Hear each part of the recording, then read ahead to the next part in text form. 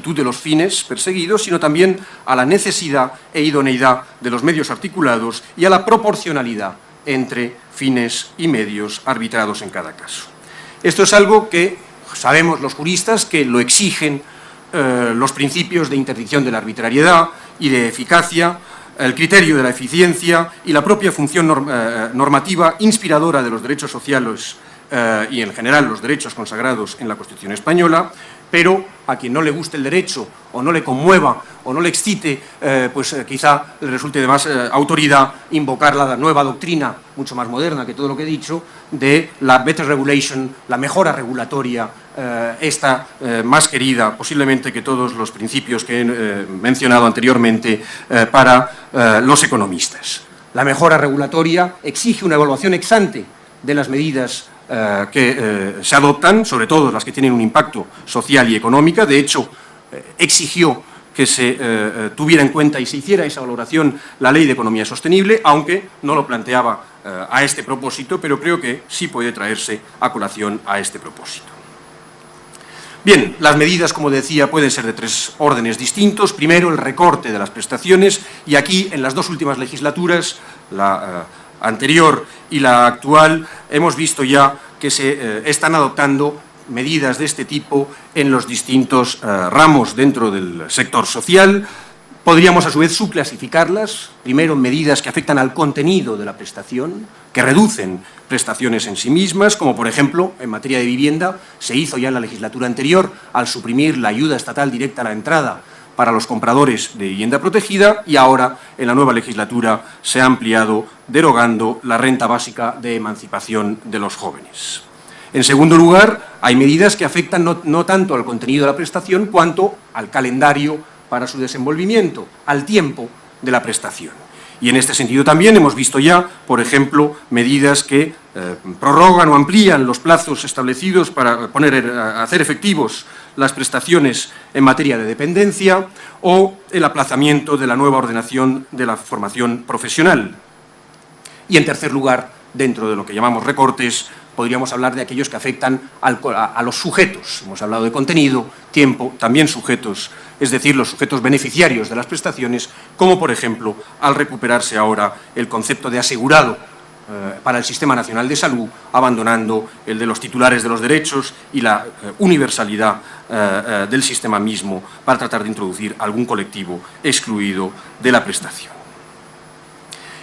Este tema del recorte de prestaciones nos trae a la memoria, a los que nos dedicamos al derecho, el viejo debate, de algún modo ya superado hace décadas, de la reversibilidad de las prestaciones sociales, concretamente de aquellas que están amparadas o tienen cobertura en un derecho constitucional. Como digo, es un debate que quedó ya zanjado hace tiempo por nuestro Tribunal Constitucional, concretamente en una sentencia del 87 a propósito de la seguridad social. Ya dijo nuestro alto tribunal que se trata de un derecho de estricta configuración legal, disponiendo el legislador de libertad para modular la acción protectora del sistema en atención a circunstancias económicas y sociales que son imperativas para la propia viabilidad y eficacia de aquel.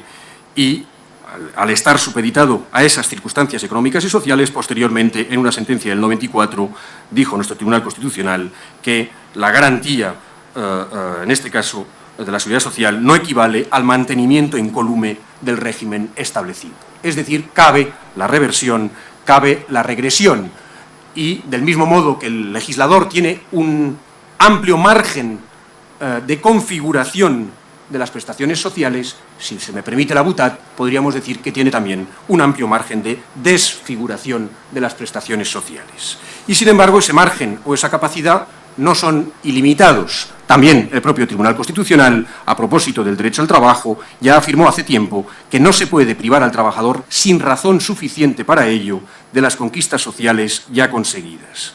Es decir, se puede exigir al propio legislador, y con pleno respeto para su libertad de configuración, racionalidad, de acuerdo con el principio de interdicción de la arbitrariedad, la expresión, la justificación de una razón suficiente para adoptar la medida de que se trate, y por tanto no solo racionalidad, sino también proporcionalidad para la medida adoptada.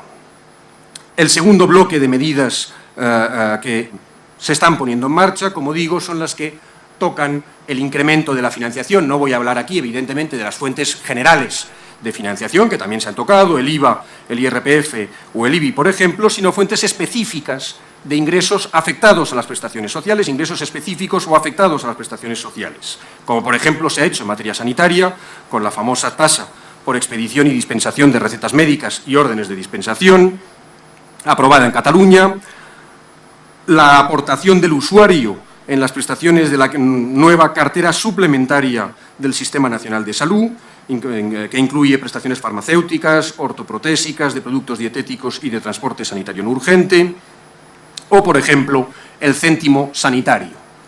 Y en el sistema educativo, con la elevación de los precios públicos de las enseñanzas universitarias, con la nueva horquilla que ha abierto el legislador estatal con el Decreto Ley 14/2012.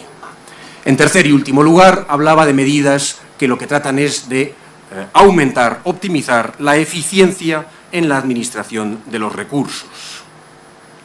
Y aquí, de nuevo, el ejemplo del Sistema Nacional de Salud creo que es emblemático, porque también en los últimos años, se empezó en la anterior legislatura y se ha continuado en esta, se han adoptado medidas como, por ejemplo, las reducciones porcentuales del precio de venta al público de los medicamentos financiados, la adecuación del contenido de los envases a la duración de los tratamientos, o la ampliación del campo de la receta por principio activo, o más recientemente con el Decreto Ley 16/2012, el fomento de las llamadas centrales de compras. En mi opinión, este tipo de medidas suponen un óptimo paretiano, no solo en términos económicos, sino también jurídicos, porque reducen los costes de la actividad administrativa sin sacrificar la utilidad o satisfacción de ninguno de los beneficiarios. Sin embargo, también hay que confesarlo, son medidas cuyo campo de acción es reducido, sobre todo en el corto plazo. Las que he mencionado del sistema sanitario, en su mayoría, se practican a costa del margen o beneficio del proveedor de los servicios, y eso, lógicamente, en fin, puede tensarse hasta un punto determinado, no más allá. Y cuando se trata de operar sobre las estructuras, mejorando la coordinación, etcétera, etcétera, se trata entonces de reformas complejas, sensibles y sostenidas, cuyos efectos financieros no son inmediatos. Dentro de este bloque, a su vez, creo que hay que distinguir una subespecie también, que son aquellas en las que se mejora la eficiencia, o se pretende, mejor dicho, mejorar la eficiencia recortando la retribución de los prestadores de los servicios públicos, depauperando sus restantes condiciones de trabajo o incrementando esa carga de trabajo, como estamos viendo que menudean ya en el sector educativo, incrementos de cargas docentes, amortización de puestos ocupados por funcionarios interinos o por profesores asociados, etcétera, etcétera. Aunque debo confesar que como profesor de universidad no soy objetivo para hablar de este tipo de medidas, así que no me voy a explayar en ellas, porque seguro que alguien me imputaba que hablaba desde el interés y no desde la razón. Por último, y con esto concluiré, algunas palabras sobre el tercer término del título de la ponencia escrita, que creo que se les ha distribuido a ustedes como material para esta jornada, que es la igualdad. Recuerdo aquí, como decía, que fue el propio profesor Tornos el que me propuso el título de ese trabajo y el que incluyó el término de la igualdad en ese título, y creo que fue, de nuevo, una feliz idea, porque en fin, de nuevo voy a decir algo que es de perogrullo, pero a veces hay que basarse en afirmaciones de este tipo. Es evidente que en periodos de crecimiento económico crece, o son más proclives al menos a la igualdad, y sin embargo las crisis, las recesiones, y llegado el caso, las depresiones económicas son enemigas de la igualdad y, por tanto, redundan siempre en la desigualdad. Y, de hecho, los indicadores de que disponemos sobre el caso español ya apuntan en esta dirección, es decir, ya ponen de relieve que está aumentando la desigualdad en España. La igualdad es, como sin duda saben, un valor superior del ordenamiento jurídico, un principio también de nuestro ordenamiento, y se suele decir que en un Estado social de derecho como el nuestro se protege no solo la igualdad formal, que opera como un límite al poder público, sino también la igualdad material, que opera más bien como un fin o mandato a los poderes públicos, llamados, apelados a promover esa igualdad material.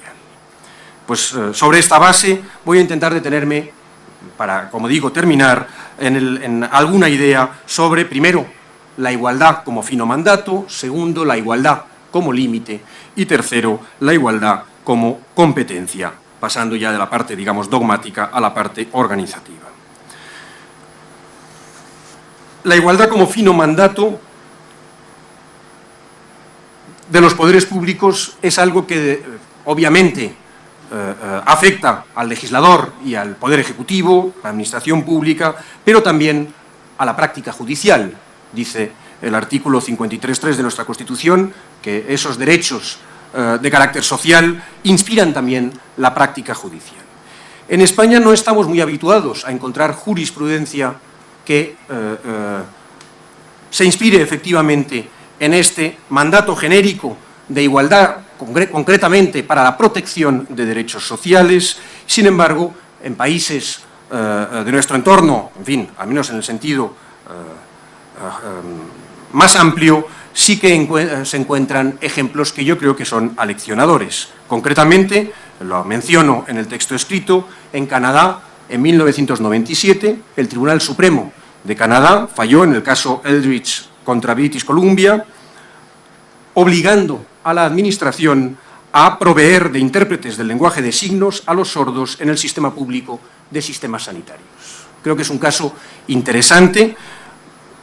En fin, no me puedo explayar aquí sobre esto, pero que abunda en una dimensión intermedia entre la igualdad formal y la material, que es el deber, la igualdad entendida como un deber de equiparación de aquellos sujetos y colectivos que se encuentran en una situación o estado de necesidad, que, sin embargo, está prohibido por la Constitución que sea constitutiva de trato desigual, como puede ser, por ejemplo, la discapacidad.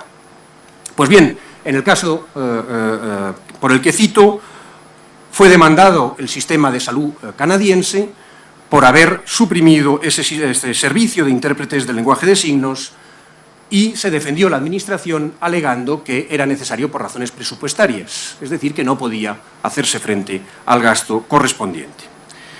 El Tribunal Supremo canadiense estima la demanda y, por tanto, no da la razón a la Administración porque considera probado en el juicio que el coste de ese servicio ascendía a $150.000 anuales, es decir, el 0,0025% del gasto sanitario de la Administración demandada.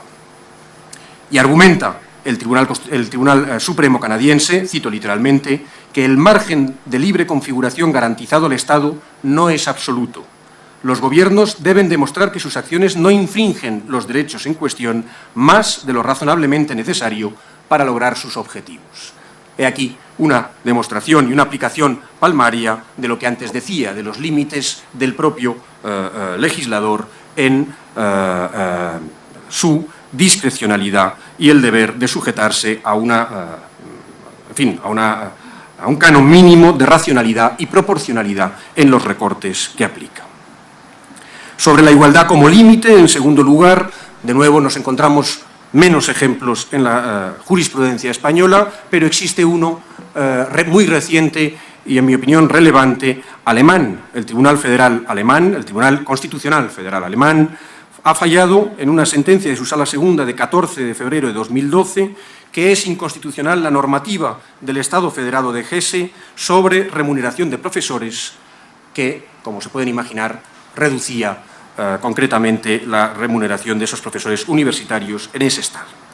Es cierto que el fallo alemán al que ahora me refiero utiliza como argumento un principio que no tenemos, aunque algunos lo envidiemos, en el derecho español, que es lo que llaman los alemanes el Alimentationsprinzip, el principio de alimentación en el sentido de manutención o sustento de los funcionarios públicos, en fin, que se retrotrae al prestigioso modelo prusiano de función pública, pero a la hora de la verdad, para aplicar ese principio, aunque nosotros carezcamos de la especie, el género de la argumentación del Tribunal Constitucional nos es perfectamente familiar, porque al final de lo que se trata, de lo que hace el Tribunal Constitucional Federal Alemán, es un juicio acerca del cumplimiento del principio de manutención de forma relativa, es decir, por comparación de las retribuciones de ese colectivo con otros profesores, con otros funcionarios que estima que son, digámoslo así, de análogo derecho, y con la remuneración de puestos similares en el sector privado. Y sobre esta base falla el Tribunal alemán, además diciendo que la innovación legislativa, que produce una reducción sensible del salario, tiene que estar basada en razones objetivas, lo que nos recuerda bastante la doctrina española de la razón suficiente a que antes hacía referencia. En tercer y último lugar, y con esto concluyo ya de verdad, señor moderador, la igualdad como competencia. Evidentemente, y además, en fin, con esto posiblemente haga caso de lo que nos sugería el moderador, dejando alguna propuesta que pueda ser polémica. Evidentemente, digo, la igualdad como valor superior, como principio del ordenamiento, no es objeto de distribución competencial y, por tanto, deben sujetarse a ella todos los poderes públicos, todos los entes territoriales, por igual. Sin embargo, la función al servicio de la igualdad no es ni puede ser exactamente la misma de la de los distintos niveles territoriales del Estado, entre otras cosas porque, siendo la igualdad un juicio relativo, es decir, nadie es en sí mismo igual, sino que es siempre igual a otro u otros, o desigual el trato que se le da a otros u otros, cuanto más se abra el gradiente de la comparación, más posibilidades de ser eficaz en la preservación del principio de igualdad se es. Y por eso, entiendo, nuestro constituyente reservó al Estado un título competencial singular, el del 149.1.1 de la Constitución, para regular las condiciones básicas de la igualdad en el ejercicio de los derechos y el cumplimiento de los deberes constitucionales. Este es un título competencial que ha generado, a su vez, mucha discusión, mucho debate, cuál pueda ser su alcance y, en particular, si era o no un título con contenido propio, es decir, no residual, que pudiera invocarse per se como título competencial, y si podía, además, utilizarse en conexión con los derechos del capítulo tercero del título primero. Aunque el propio Tribunal Constitucional español vaciló durante un tiempo, hoy tiene ya declarado en varios asuntos, sin duda, las dos cosas. Es decir, primero, que el título del 149.1 es un título autónomo, y segundo, que puede utilizarse como tal en relación con los derechos del capítulo tercero del título primero. Es más, la primera vez que lo dijo de forma concluyente fue a propósito o en relación con el artículo 50 de la Constitución, con la protección de la tercera edad, que ni siquiera está proclamada expresamente como un derecho subjetivo. Si esto es así, por tanto, el Estado podría, como digo, regular condiciones básicas de la igualdad en relación con derechos tales como el derecho a la salud o el derecho a la vivienda. Esto, visto desde el plano sustantivo, se puede además poner en relación con el plano financiero, habida cuenta que la Ley Orgánica de la LOFCA, la Ley de Financiación de las Comunidades Autónomas, afirma en su redacción actual que uno de los principios por los que se rige es la garantía de un nivel base equivalente de financiación de los servicios públicos fundamentales, y por esta razón crea y manda dotar un fondo de garantía de servicios públicos fundamentales, entendiendo por tales servicios públicos fundamentales la educación, la sanidad y los servicios sociales esenciales, es decir, materias todas ellas prestacionales de competencia autonómica, la última además de competencia exclusiva, sin que el Estado pueda aducir respecto de ella título competencial sectorial ninguno. Pues bien, creo que la conjunción de esos dos títulos, el regulatorio y el financiero, permitiría al Estado configurar un derecho público subjetivo perfecto a las prestaciones sociales necesarias para garantizar un mínimo vital o existencial que asegure el acceso básicamente igualitario a unas condiciones mínimamente dignas de vida en relación con la manutención y con el alojamiento de las personas, al igual que ya ocurre con la educación, la salud o la autonomía personal.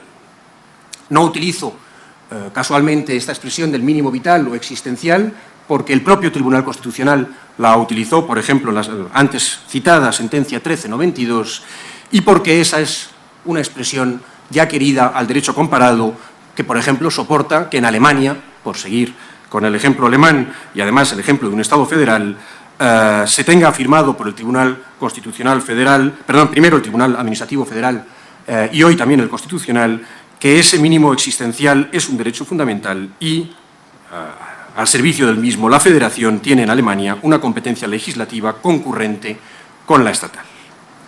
Se me dirá, pues vaya un momento, tiene usted para hacer propuestas ya no solo defensivas de los derechos sociales, sino incluso proactivas, que vayan más allá, al menos en la garantía de ese mínimo social. Pues sí, creo que justamente ahora, en tiempos de crisis, es el mejor momento, más que nunca, para, en fin, hacer propuestas que contribuyan a preservar el orden político y la paz social. Y de eso se trata precisamente, porque, como dice la Constitución en el artículo 10.1, la dignidad de la persona y los derechos que le son inherentes son fundamento del orden político y la paz social. Así que hoy que tenemos, si me permiten la expresión, el orden político y sobre todo la paz social sometidos a un auténtico stress test, creo que no está de más hacer propuestas que promuevan un mínimo de consenso y un mínimo de acción social al servicio de la cohesión social. Termino, pues, con una cita con la que encabezo la ponencia escrita. Se trata de un escrito, un famoso libro de Subventione Pauperum, del socorro de los pobres, de Juan Luis Vives, escrito ahora ya hace 5 siglos. Pues bien, en ese trabajo para la ciudad de Brujas, el gran humanista español se preguntaba ya por la sostenibilidad financiera, aunque no utilizaba término tan políticamente correcto como este, sino que se expresaba de forma más pedestre, pero sí se interrogaba él mismo por la sostenibilidad financiera de la protección social. Decía Juan Luis Vives, alguno replicará, qué bonito lo que estás diciendo, pero ¿dónde está el dinero para hacer todo esto? Yo estoy tan lejos, se contestaba él mismo, de creer que ha de sobrar como cierto de que ha de haber suficiente para hacer frente no solo a las necesidades cotidianas, sino también a las extraordinarias que en gran cantidad aparecen a veces en cualquier ciudad. Muchas gracias.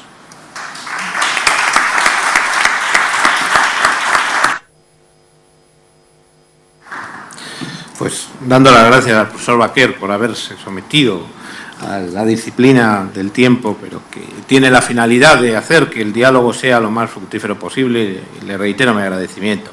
Tiene a continuación la palabra doña Gemma Zabaleta, consejera de Empleo y Asuntos Sociales del País Vasco.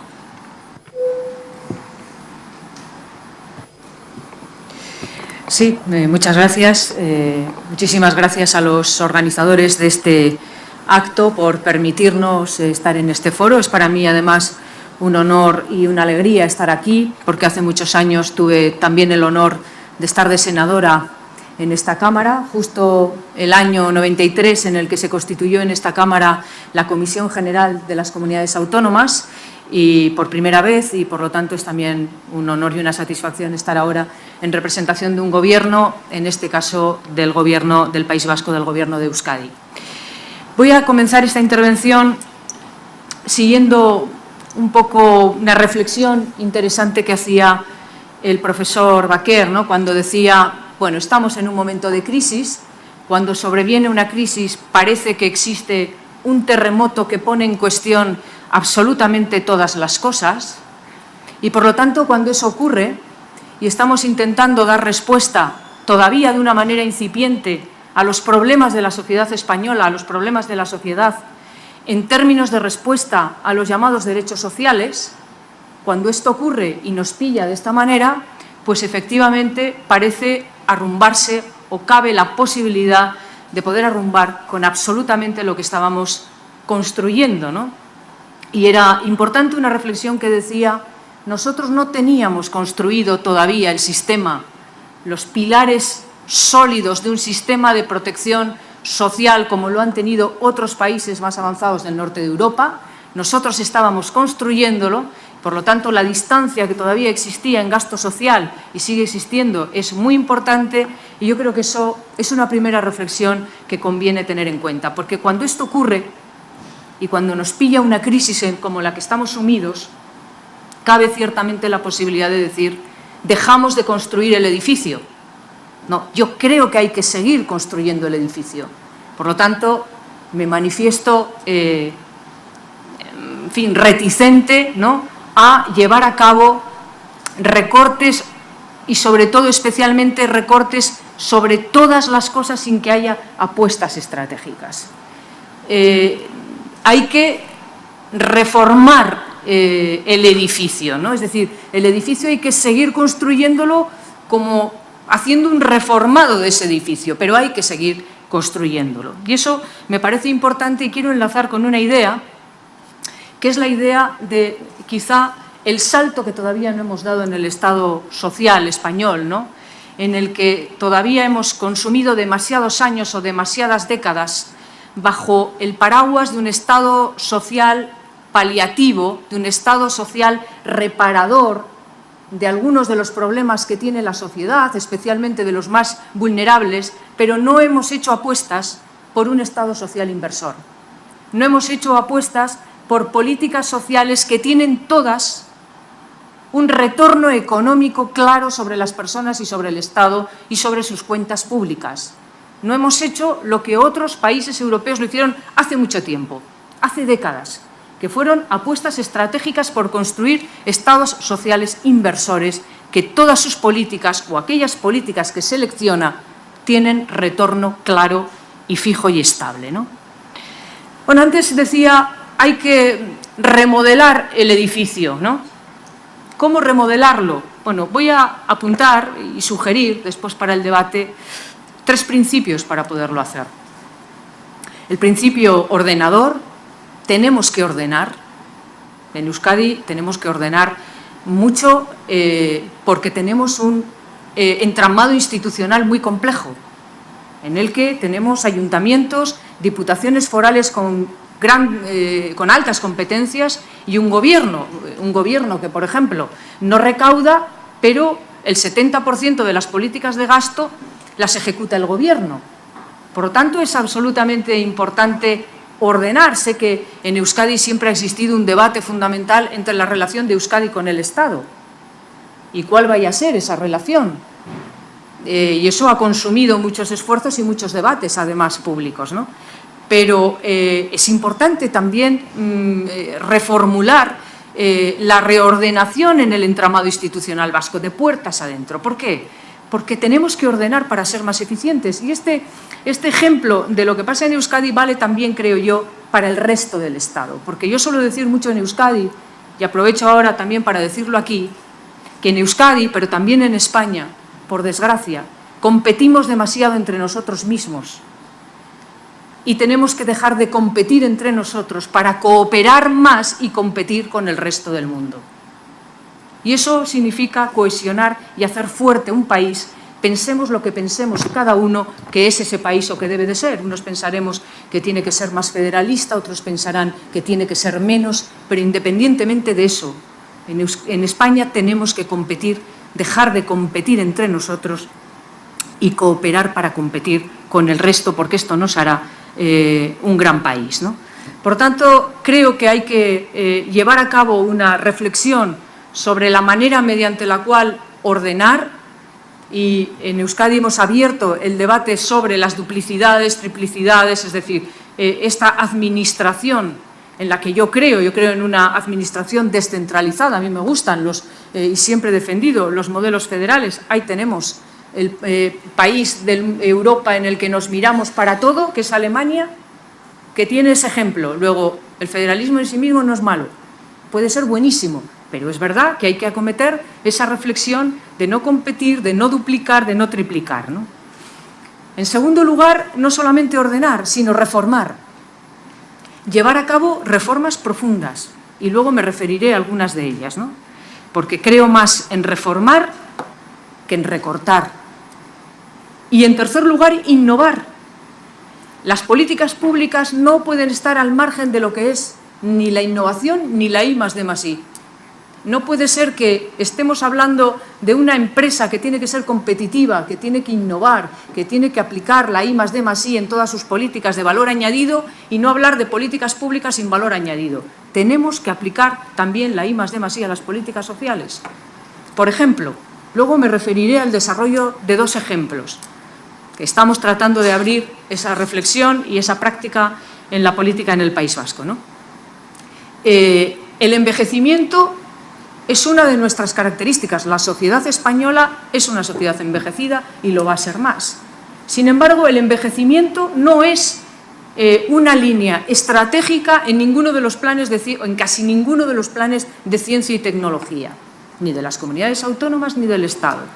Hay que investigar, pero además en el campo social, sobre todo lo que tiene que ver el envejecimiento. Tienen que estar no solamente en los planes de ciencia y tecnología, sino pensar que la respuesta al envejecimiento puede ser un sector económico y tractor de la economía del país, sin ninguna duda, como lo es en otros países europeos. Y, sin embargo, hemos decidido cuidar a nuestros mayores en precario. Hemos decidido cuidarlos, por lo menos hasta la fecha, muchas veces con mano de obra barata y a veces hasta en la economía sumergida.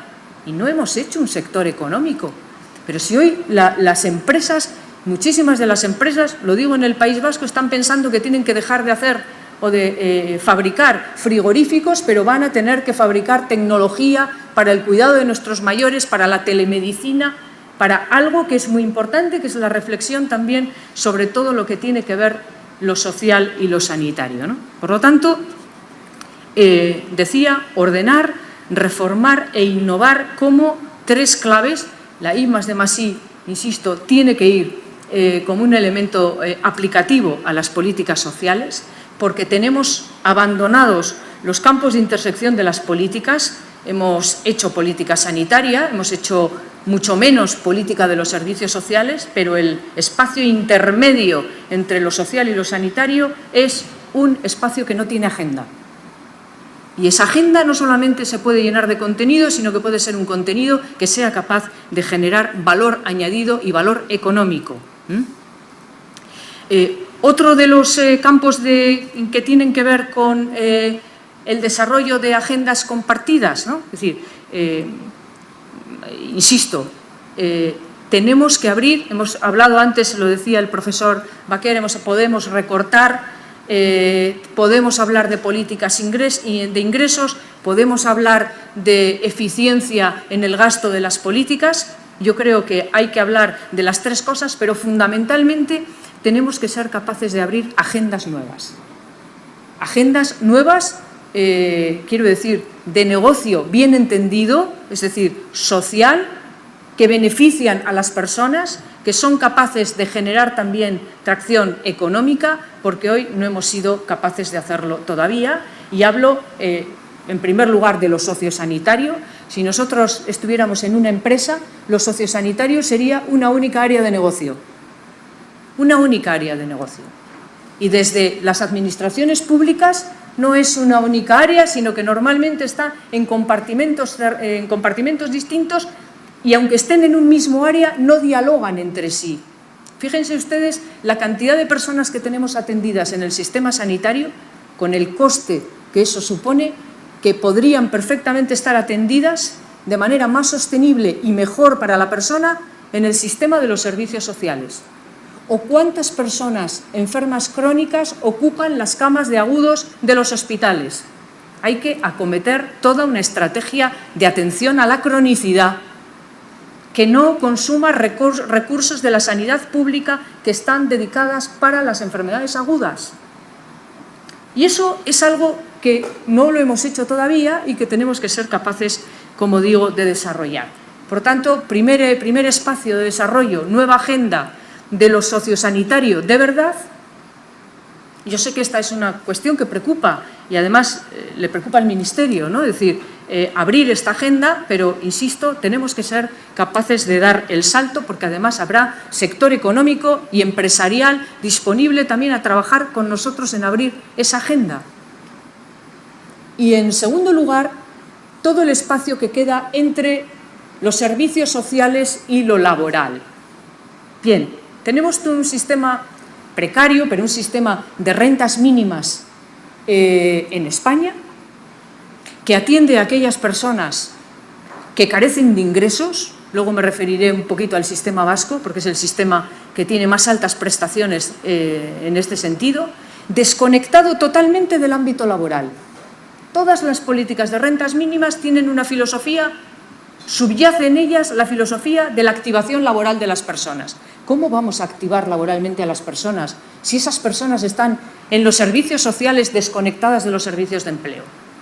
Pero es que un país puede tener miles de personas subsidiadas que no están en el tránsito de mejorar su posición con respecto al empleo. Hoy en día no hay empleo, es verdad, por desgracia, no tenemos oportunidades de empleo, pero cuando hemos tenido, comunidades autónomas, en Euskadi hemos tenido casi pleno empleo, esas personas estaban desconectadas de los servicios de empleo. Por lo tanto, ese es otro ámbito de trabajo importante. Ya lo hicieron los alemanes en el año 2005, cuando fueron capaces de vincular todos los perceptores de rentas mínimas a los servicios de empleo. Y como no me queda demasiado tiempo, voy a hablar de dos ejemplos, voy a concretar un poco más estas dos agendas. La primera me refería al desarrollo de la agenda de lo sociosanitario y, sobre todo, hacer del sector de cuidados de las personas mayores un sector estratégico. Es decir, las personas mayores quieren vivir en sus domicilios, quieren ser atendidas en sus domicilios. Y hemos dedicado miles de recursos a hacer casas y casas por todos los lados y no nos hemos ocupado de rehabilitar y de adecuar nuestras casas en las que queremos vivir para hacerlas, además, mucho más adecuadas a lo que tiene que ver la sostenibilidad medioambiental para que podamos vivir en ellas hasta el final de nuestros días. Bueno, y tenemos un sector de la construcción parado. ¿No será interesante reorientar al sector de la construcción hacia la rehabilitación de todo lo que es el parque de domicilios y de casas de este país, que, por cierto, está bastante dejado de la mano? Bueno, lo digo como línea porque, como decía antes, no podemos recortar de todo sin hacer apuestas estratégicas. ¿Tenemos que seguir cuidando a nuestros mayores con mano de obra precaria o podemos crear un sector económico y además tecnológico de teleasistencia avanzada, teleasistencia con consejo médico, que reúna respuestas de la agenda sanitaria con respuestas de la agenda social para tener una continuidad de cuidados de las personas en el domicilio? ¿Podemos crear sector empresarial ahí? Pues creo que lo podemos crear y además lo podemos crear de manera intensa. Como vuelvo a insistir, lo han hecho otros países de Europa hace mucho tiempo, ¿no? Y el segundo gran aspecto, cuando decía todo lo que tiene que ver la conexión de las personas que perciben rentas mínimas, en algunas comunidades rentas mínimas muy altas, como es el caso de Euskadi, casi comparables a lo que son las rentas del trabajo, no pueden estar desconectadas a los servicios de empleo. Por eso, una de las grandes reformas que hemos hecho en Euskadi es vincular las rentas mínimas a los servicios de empleo, y hoy 27.000 personas que perciben la renta de garantía de ingresos en Euskadi están pasando por los servicios de empleo hacia un plan personal que recoloque a esas personas en mejor posición y que evidentemente también nos sirva para discriminar las personas que quieren estar en un proceso de activación y de búsqueda de empleo de las que no quieren estar. Porque eso también tenemos. Porque es verdad que tenemos 4 millones y pico de parados, pero seguramente no todos los parados están en la misma posición de búsqueda de empleo que todos desearíamos, ¿no? Independientemente de que hoy haya más oportunidades o menos oportunidades de empleo, necesitamos el desarrollo de una agenda de la activación laboral que no hemos sido capaces de desarrollar en España, ni con las personas de rentas mínimas, ni con los desempleados. Con los desempleados que cobran la prestación por desempleo. No hemos sido capaces de hacerlo. Y eso tiene que ver con todo un nuevo paradigma del empleo también, de que hoy, en fin, no hay ni un tiempo para estudiar y otro para trabajar, y cambiaremos muchas veces de profesión, y por lo tanto la vinculación nuestra con la activación para el empleo tiene que ser permanente a lo largo de toda nuestra vida. Termino y concluyo, por lo tanto. Creo que estamos en un momento de oportunidad, si somos capaces de establecer, y más si vamos a tener en los próximos meses o años una agenda también para la inversión en este país, no solo para limitar y recortar el gasto, sino también para hacer apuestas estratégicas. Tenemos que acertar en estas apuestas estratégicas, porque si no, sacaremos a este país de la situación en la que se encuentra, o si no, esta situación durará muchos años. He apuntado dos que tienen que ver con el ámbito de nuestras competencias, de las competencias de los que llevamos asuntos sociales o áreas de empleo, pero vuelvo a insistir, políticas que tengan que ver con la creación de empleo, con situar a más personas en posibilidad de trabajar, en políticas sociales que sean generadoras de sectores económicos, tractores de la economía española y, como decía, y con esto quiero terminar, este país necesita que compitamos menos y que cooperemos más. Nada más. Muchas gracias.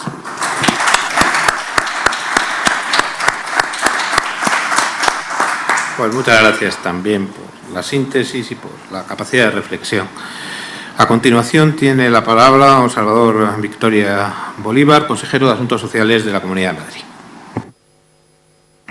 Muchísimas gracias. Yo también he picado con esto de la luz. O sea, hay que pensar lo mismo, que la luz roja era no hablar. Muy buenas tardes a todos y la verdad es que yo estoy muy agradecido de poder participar en este foro de las autonomías, agradecerlo tanto al Instituto de Derecho Público como a la Fundación Manuel Jiménez Abad, como a la Fundación Ortega, por dos razones. En primer lugar, por los temas que aquí se están escuchando y estamos debatiendo y reflexionando, que creo que son de la máxima importancia en estos tiempos. Y en segundo lugar, por escuchar pues tan brillantes intervenciones, tanto por el profesor Baquer como por la consejera de Asuntos Sociales del País Vasco. Creo que pues ponen sobre la mesa, y con eso voy a ir directamente al grano porque sé que hay poco tiempo y que se quiere priorizar el debate, pues ponen sobre la mesa una serie de reflexiones, de ideas, que ponen de manifiesto, en primer lugar, que estamos en una buena época para la reflexión, una buena época pues, para que podamos hacer autocrítica todas las administraciones, todos los partidos, todas las instituciones sobre cómo hemos llegado aquí y qué podemos hacer para el futuro. En segundo lugar, hace saltar por los aires ciertos límites incluso o vendas ideológicas o barreras que podamos tener mentales internas, pues para poder reflexionar sin las ataduras del día a día, sino que podamos pensar un poco más allá, un poco más a largo plazo. Y en tercer lugar, nos hace reflexionar sobre cuáles son las líneas en las que tenemos que empezar a trabajar ahora para que el día de mañana pues, no se repitan con esta virulencia las situaciones que ahora mismo estamos conviviendo. Yo creo que aquí se han expuesto distintas ideas. Yo he de decir que estoy muy de acuerdo con los diagnósticos que ha hecho la consejera de Empleo y Asuntos Sociales del País Vasco, lo cual es bueno y malo. Yo creo que es bueno porque eso significa que los dos estamos en el día a día en nuestras respectivas administraciones y, por tanto, estamos viendo pues, ciertos problemas comunes. Yo ahí he apuntado el asunto sociosanitario, por ejemplo, que es algo que nos preocupa a todas las comunidades autónomas.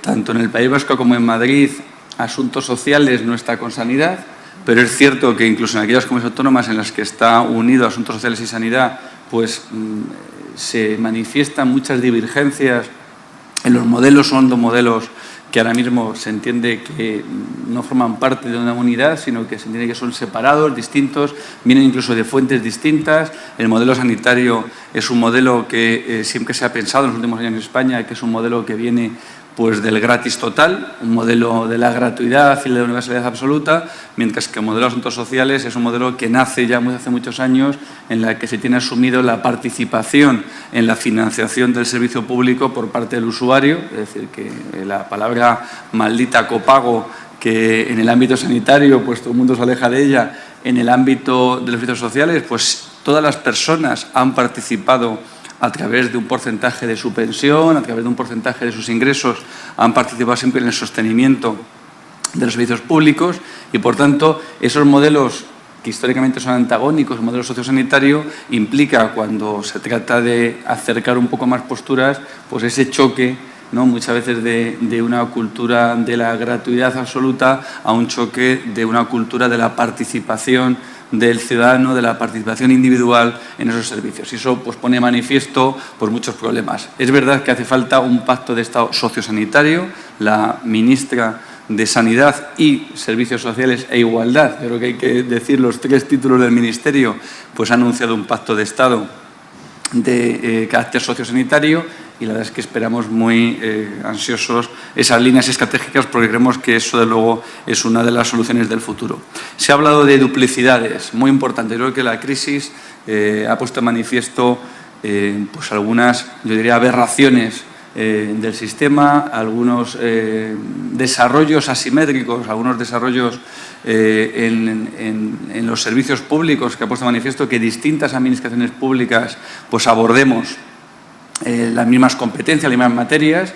Hoy mismo, hace pocas horas, la presidenta de la Comunidad de Madrid pues firmaba un protocolo, creo que muy importante, más allá de la materia, por el simbolismo que supone, un protocolo con la alcaldesa de Madrid, con Ana Botella, para precisamente eliminar duplicidades en algunos servicios. Y precisamente si se miraban esos primeros servicios en los que ha habido un acuerdo entre las dos administraciones de que existía esa duplicidad, pues muchos eran servicios sociales. Y pues ahí destacaban, por ejemplo, los centros de mayores. Y nos damos el caso de que en una misma manzana de algunos barrios de Madrid, pues tenemos un centro de mayores de la Comunidad de Madrid, muchos heredados además del antiguo servicio de bienestar social o del Inserso, y en la misma manzana pues un centro de mayores del Ayuntamiento de Madrid, gestionados con criterios distintos, pero en los que el ciudadano pues puede elegir, y puede elegir dónde quiere ir, puede elegir si paga de una forma o paga de otra, es decir, eliminando, sin embargo, al llevarlo a administraciones distintas, las sinergias, las economías que eso pueda suponer. Bueno, pues yo creo que esta crisis está ayudando a acercar estas posturas entre administraciones, entre los ayuntamientos, las mancomunidades, no digamos también en el País Vasco, que a su vez están también las diputaciones y la administración del Estado, para ir superando pues esas duplicidades en materia de competencias. En tercer lugar, la crisis ha puesto de manifiesto, a mi entender, pues que la principal política social es las políticas de empleo, ¿no? Yo creo que, evidentemente, la última reflexión que hacía la consejera es muy importante. A veces políticas sociales se entienden al margen de la economía, al margen del empleo, y, sin embargo, pues todos tenemos claro que un país echa a andar, un país avanza si pues existen trabajadores, existen personas que puedan participar activamente de la puesta en marcha de las administraciones. Ese es uno de los problemas que nos encontramos en la actualidad. Y sobre el acercamiento, y esto sí que hay muchos debates a esa situación, pues lógicamente hay distintas recetas. Nosotros desde la Comunidad de Madrid creemos que una de esas recetas es el ahorro presupuestario. Creemos que, y también nos lo está diciendo Europa, hay que eliminar y hay que evitar el déficit público, hay que limitar el endeudamiento de las administraciones, y de ahí que también estemos impulsando en los últimos tiempos pues medidas que pone en manifiesto ese ahorro presupuestario. La semana pasada, en la Asamblea de Madrid, impulsábamos, superábamos el debate de totalidad de una ley importante, una ley innovadora, como es, a mitad de ejercicio presupuestario, tramitar una ley de modificación de los presupuestos del año 2012. Una ley que, con transparencia, con debate parlamentario, pues lo que venía a expresar era la voluntad del Gobierno de la Comunidad de Madrid de que había que recortar gastos, pero al mismo tiempo había que priorizar políticas. En este caso, el ahorro presupuestario supera los 1.000 millones de euros, lo cual, a mitad de ejercicio, pues es una cantidad muy importante, pero por otra parte, en ese ahorro presupuestario de más de 1.000 millones, pues resulta que la consejería que menos afectada, por decir nada afectada, era de la Gobierno de la Comunidad, era la Consejería de Asuntos Sociales. Y, por tanto, las políticas sociales siguen siendo las prioritarias, o hay que ahorrar presupuesto para garantizar las políticas sociales, para garantizar los derechos sociales.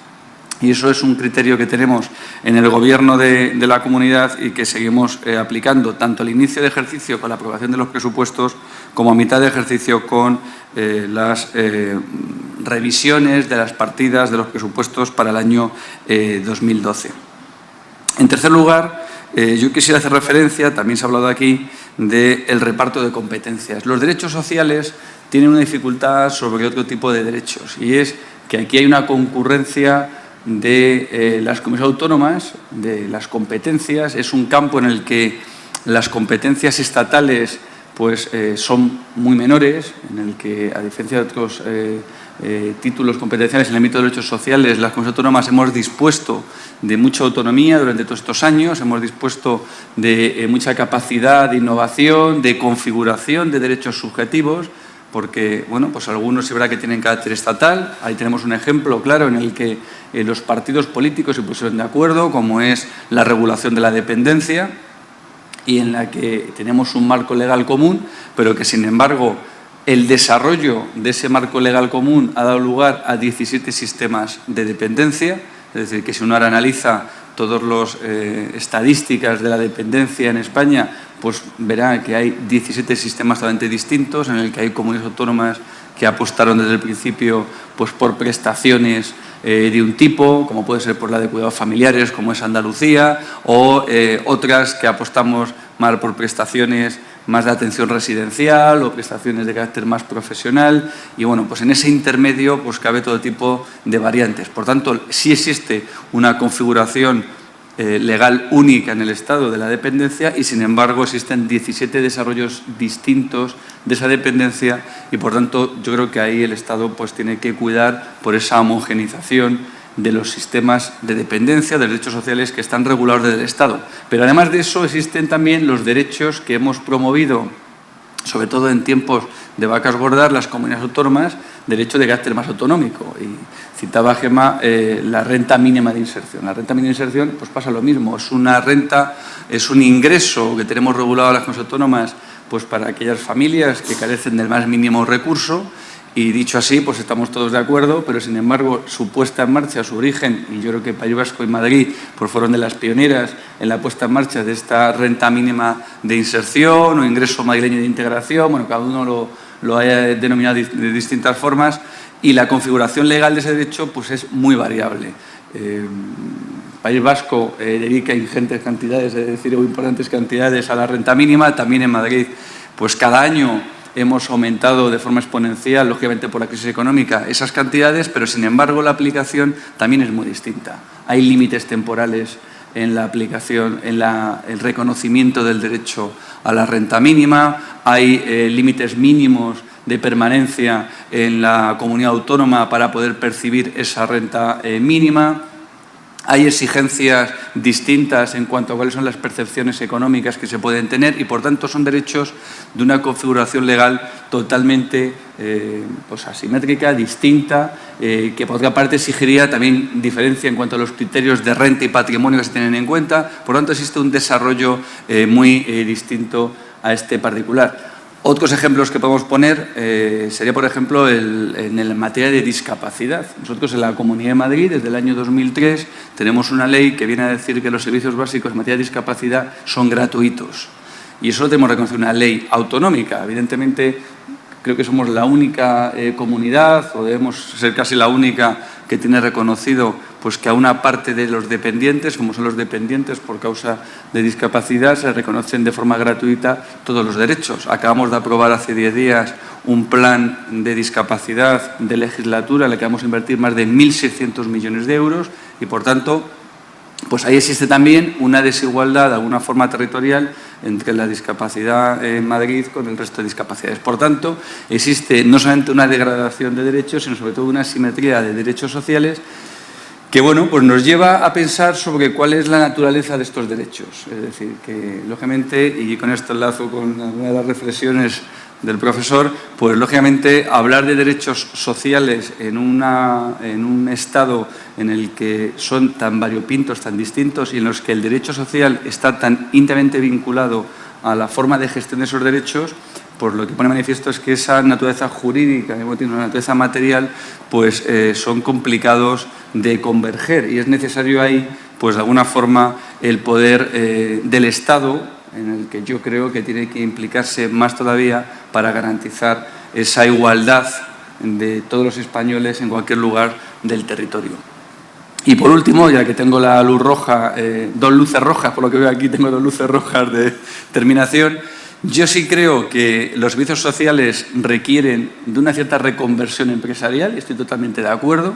Creo que el área social hasta ahora se ha visto como un área puramente asistencial, más parecido a lo sanitario, en el que el mundo de la innovación empresarial estaba limitado. Creo que debemos empezar a introducir elementos de competencia en el mundo social. Yo sí creo que es necesario esa reforma de la forma de prestación de los servicios sociales, pero entiendo que esa reforma tiene que pasar por 2 variables.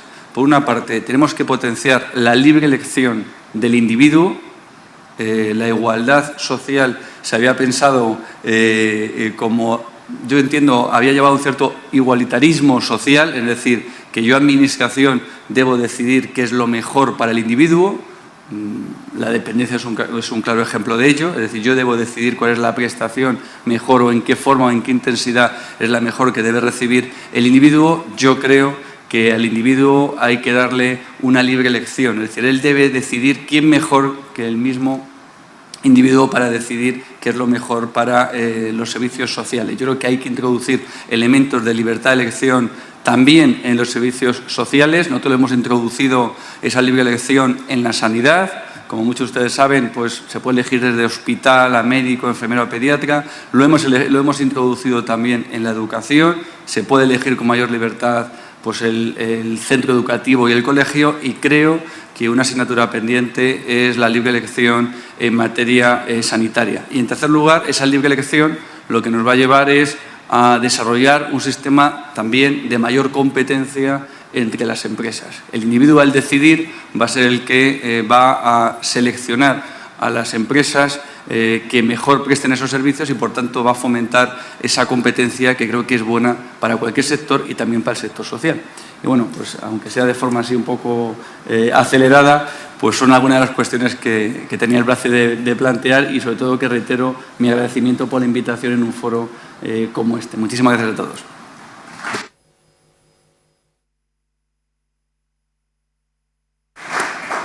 Pues muchísimas gracias a los tres ponentes por sus muy interesantes reflexiones, por atenerse al tiempo y porque creo que hay ahora material de verdad para el debate. En ese papel de moderador, pues intentaré hacer un poco de síntesis y propiciar ese debate. Ya desde esta mañana hemos podido observar cómo hablar del Estado autonómico es no solo hablar del presente del Estado social, sino hablar, algo más importante todavía, si se quiere, del futuro del Estado social. Cuando reflexionemos sobre el Estado autonómico, lo estamos haciendo inevitablemente sobre el Estado social. Se nos han puesto las cifras encima de la mesa. A mí me parece que es muy importante empezar a trabajar los juristas, por lo menos con cifras encima de la mesa, porque en demasiadas ocasiones las olvidamos. Esas cifras nos hablaban de que un 75% del gasto de las comunidades autónomas es gasto social. Desde estas premisas se ha apuntado, yo lo comparto plenamente, que esa asunción de las competencias sociales por parte de las comunidades autónomas es algo irreversible, aunque en estos momentos en alguna ocasión puedan oírse voces contrarias. Creo que estas premisas que esta mañana hemos podido oír son plenamente coherentes con lo que desde enfoques distintos se ha dicho en esta mesa. Voy a apuntar algunas de las ideas que creo han podido resultar más significativas. En términos futbolísticos, el profesor Baquer ha pasado a la ofensiva. Ha tenido claro que la mejor defensa es el ataque y que en estos momentos no solo hay que reafirmar lo que tenemos, sino que hay que poner encima de la mesa más posibilidades, y desde un análisis certero de lo que es ese Estado social y sus derechos en la Constitución. Sobre el 149.1.1 podíamos hablar, pero eso ya es otra historia. Ha realizado esa apuesta por la ofensiva. Ha sido, a mí me ha parecido realmente también muy interesante la apuesta, si hablaba antes por la ofensiva, ahora diría una apuesta por la imaginación, una apuesta por la innovación. Lo comentábamos antes de que empezase la intervención de los ponentes. Estamos en un cambio de era, es al final un cambio de modelo civilizatorio. Necesitamos pensar de distinta manera y evidentemente ese distinto pensamiento se tiene que proyectar sobre cada área. Aquí se nos han traído ejemplos concretos que me parece que pueden ser muy significativos. Finalmente, nos han subrayado dos ideas que creo que también podemos entrar a discutirlas. Una es apuntaré luego a continuación, es la idea del desarrollo asimétrico de los derechos sociales en el Estado autonómico. Creo que este es un tema que nos ha preocupado antes, nos preocupa ahora y nos seguirá preocupando. Y en segundo lugar, unido, creo, también a la cuestión de la innovación, las posibles reformas en el modelo de gestión. Yo finalizaría simplemente poniendo encima de la mesa alguna cuestión más que puede ayudar al debate en esta relación entre Estado autonómico y los derechos sociales. Aunque pasemos a la ofensiva y aunque todos quisiéramos estar en esa ofensiva de no solo menos, sino algo más, lo cierto es que a lo mejor transitoriamente, esperemos que transitoriamente, parece que eventuales recortes, eventuales reformas, si se quiere un lenguaje más políticamente correcto, va a haber que implementar y las van a tener que implementar las comunidades autónomas. Aquí creo que hay un dilema para la autonomía, es decir, cómo se implementan, ¿no? Porque en ocasiones da la sensación de que, bien, la decisión se toma por el Gobierno central, pero el dónde, el cómo, los tiempos, parece que deberían ser las comunidades autónomas. Ahí hay un margen para la autonomía que me parece que es importante. Decía, una cuestión significativa, una cuestión que creo que es fundamental, la relación entre el Estado social y el Estado autonómico es inevitablemente la relación también entre la igualdad y la autonomía. Y también creo que desde esa perspectiva es la aceptación de una cierta dosis de diferencia. A mí me parece que es absolutamente necesario aceptar esta premisa. Podemos partir de la base de eso mínimo que hablábamos también esta mañana, de un mínimo que sí que es común, que un mínimo que garantiza la Constitución a todos los españoles. Pero también hay que aceptar que la autonomía implica la posibilidad de elegir gasto. Ese gasto, evidentemente, puede ser en un derecho social, puede ser en otro, o puede no ser en gasto social y, en cambio, ser en otro. Creo que esta es una cuestión importante y me da la sensación, es una pura intuición, de que la crisis introduce ahí una variante que puede ser algo peligrosa. Dos ideas diferentes, pero que tienen mucho que ver con la intervención de esta mañana del profesor López Huerta. En primer lugar, la idea de responsabilidad y transparencia. Creo que la mayoría de los estudios demuestran que en muchas ocasiones los ciudadanos todavía no saben quién les presta los servicios. Y esto me parece que es fundamental. Los ciudadanos saben que tienen un servicio de sanidad, saben que tienen determinado servicio social, pero en muchas ocasiones los estudios que se han realizado así lo demuestran, que no saben, es verdad que no en todas las comunidades igual. Esto es cierto, que hay diferencias según comunidades autónomas, pero no saben quién está prestando ese servicio. Me parece que es una idea esencial profundizar en esa idea, en esa visibilidad, en la transparencia y, consiguientemente, en la responsabilidad, que es fundamental. Unido a esto de la responsabilidad, introduciría mi última reflexión, la relación necesaria entre Estado social, Estado autonómico y responsabilidad fiscal.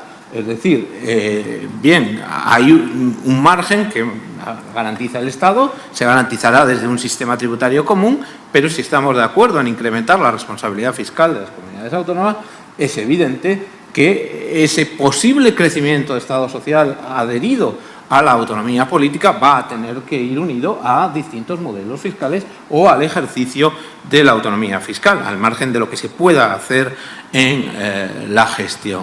Bueno, creo que podríamos introducir otros temas encima de la mesa, pero quizá con esto podríamos iniciar un debate sobre uno de los aspectos que me parece a los ciudadanos más les puede importar hoy. Cuál va a ser en su día a día, en ese día a día cotidiano, que son los derechos sociales, el impacto de la crisis y, por lo tanto, a través de las comunidades autónomas que son sus gestores, al fin y al cabo. ¿Alguna palabra? Si hay alguna reflexión que hacer.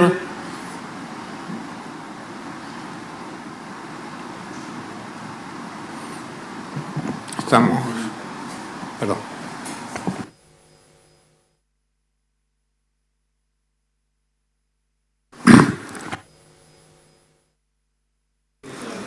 Al profesor Marcos Baquer, porque ha hecho una ponencia muy técnica que me ha gustado mucho y desde luego comparto su optimismo, comparto su apuesta y por tanto en la cuestión de fondo estoy plenamente de acuerdo con lo que ha dicho.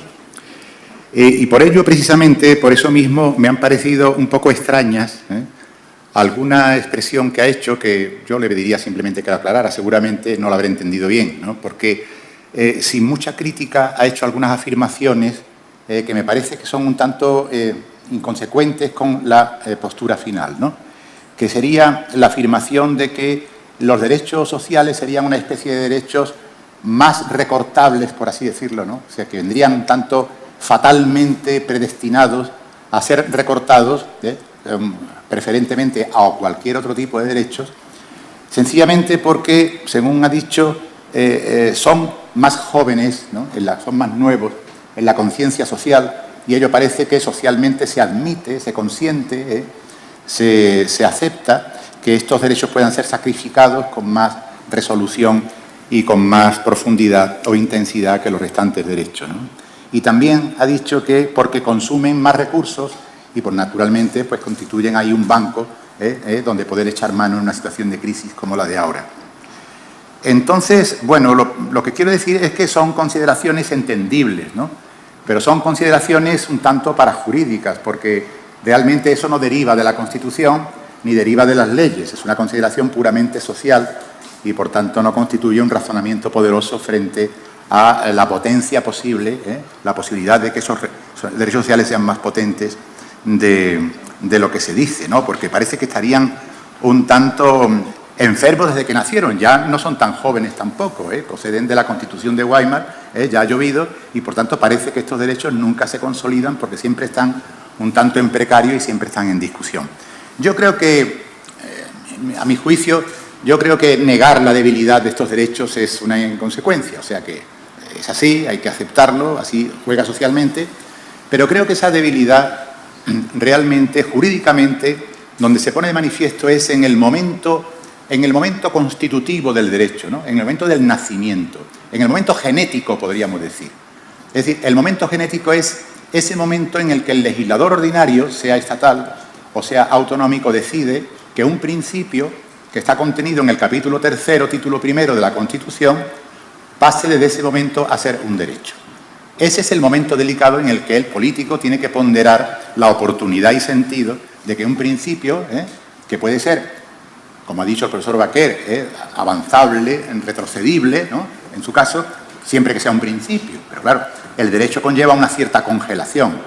Cuando el principio se convierte en derecho, en virtud de una ley, ese principio ha quedado congelado en otra cosa. Y ya a partir de ahí hay que darle el tratamiento no de un principio, sino de un derecho.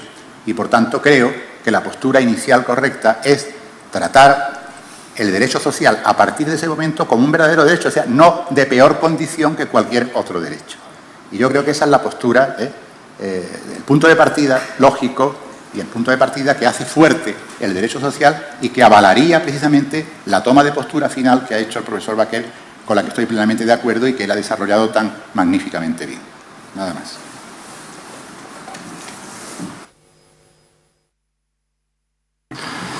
Muchas gracias. Bueno, creo que estoy totalmente de acuerdo con lo que me dice el profesor López Menudo. Quizás que no lo he aclarado suficientemente. Es decir, cuando yo hablaba, por decirlo gráficamente y retomar la expresión que utilizaba, de que son derechos más recortables, no estaba en ese momento haciendo un análisis jurídico, sino más bien de sociología jurídica, efectivamente. Es decir, siguen siendo, en mi opinión, el eslabón más débil, digamos, Es cierto que muchos de ellos ya llevan, desde Weimar, proclamados en algunos de ellos, no todos, y después las últimas generaciones de constituciones europeas, pero bueno, las declaraciones, por ejemplo, de derechos humanos las tienen también desde el principio, las de las Naciones Unidas, etcétera. Por tanto, ya tienen una cierta trayectoria, pero creo que en todo caso, hablando convencionalmente y genéricamente, con todos los matices necesarios, sigue siendo lo que llamamos la tercera generación de derechos humanos y, por tanto, posterior a la primera y segunda generación. Y por eso entiendo que están menos consolidados en la conciencia social y política, que es a lo que me estaba queriendo referir. Y lo de la tercera generación me viene al caso perfectamente para contestar también a lo que dice de que esa debilidad se da en el momento genético. Sin duda, yo he aludido a ello, pero también es verdad que como tantas enfermedades genéticas las lleva uno en su ADN a lo largo de su vida y a veces incluso se manifiestan cuando ya lleva 30 o 40 años de vida. Yo creo que en otros ramos de la actividad administrativa no se están produciendo, si se me permite la expresión, hachazos como los que se están produciendo en estos sectores. Es decir, puede haber ajustes. Y dentro de estos sectores, por ejemplo, los ajustes no son tan drásticos en educación o en sanidad como estamos viendo en vivienda. En vivienda se están derogando prestaciones de un día para otro.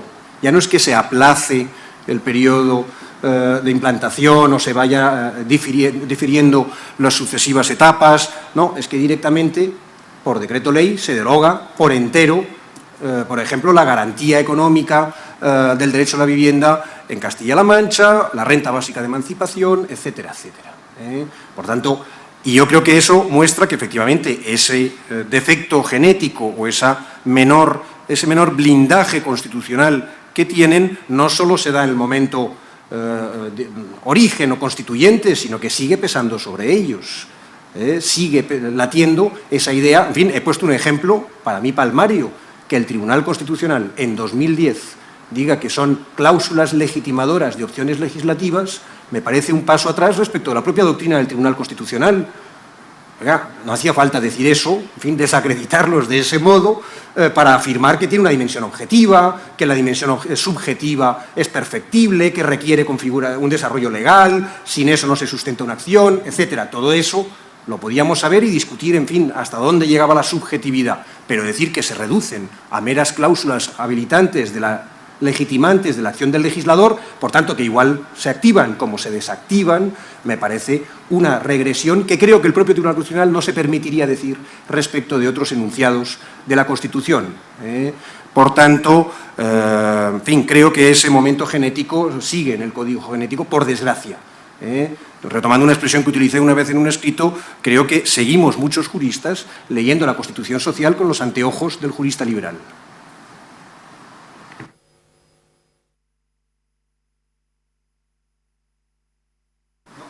Ahora, sí, bueno, en primer lugar agradecer, la verdad, que a lo largo del día de hoy esta jornada, porque yo personalmente estoy aprendiendo mucho de lo que es el Estado de las Autonomías y más en esta Cámara en la que muchos estamos trabajando para que realmente el Estado autonómico que nos hemos dotado pues siga teniendo validez como está teniendo hasta ahora.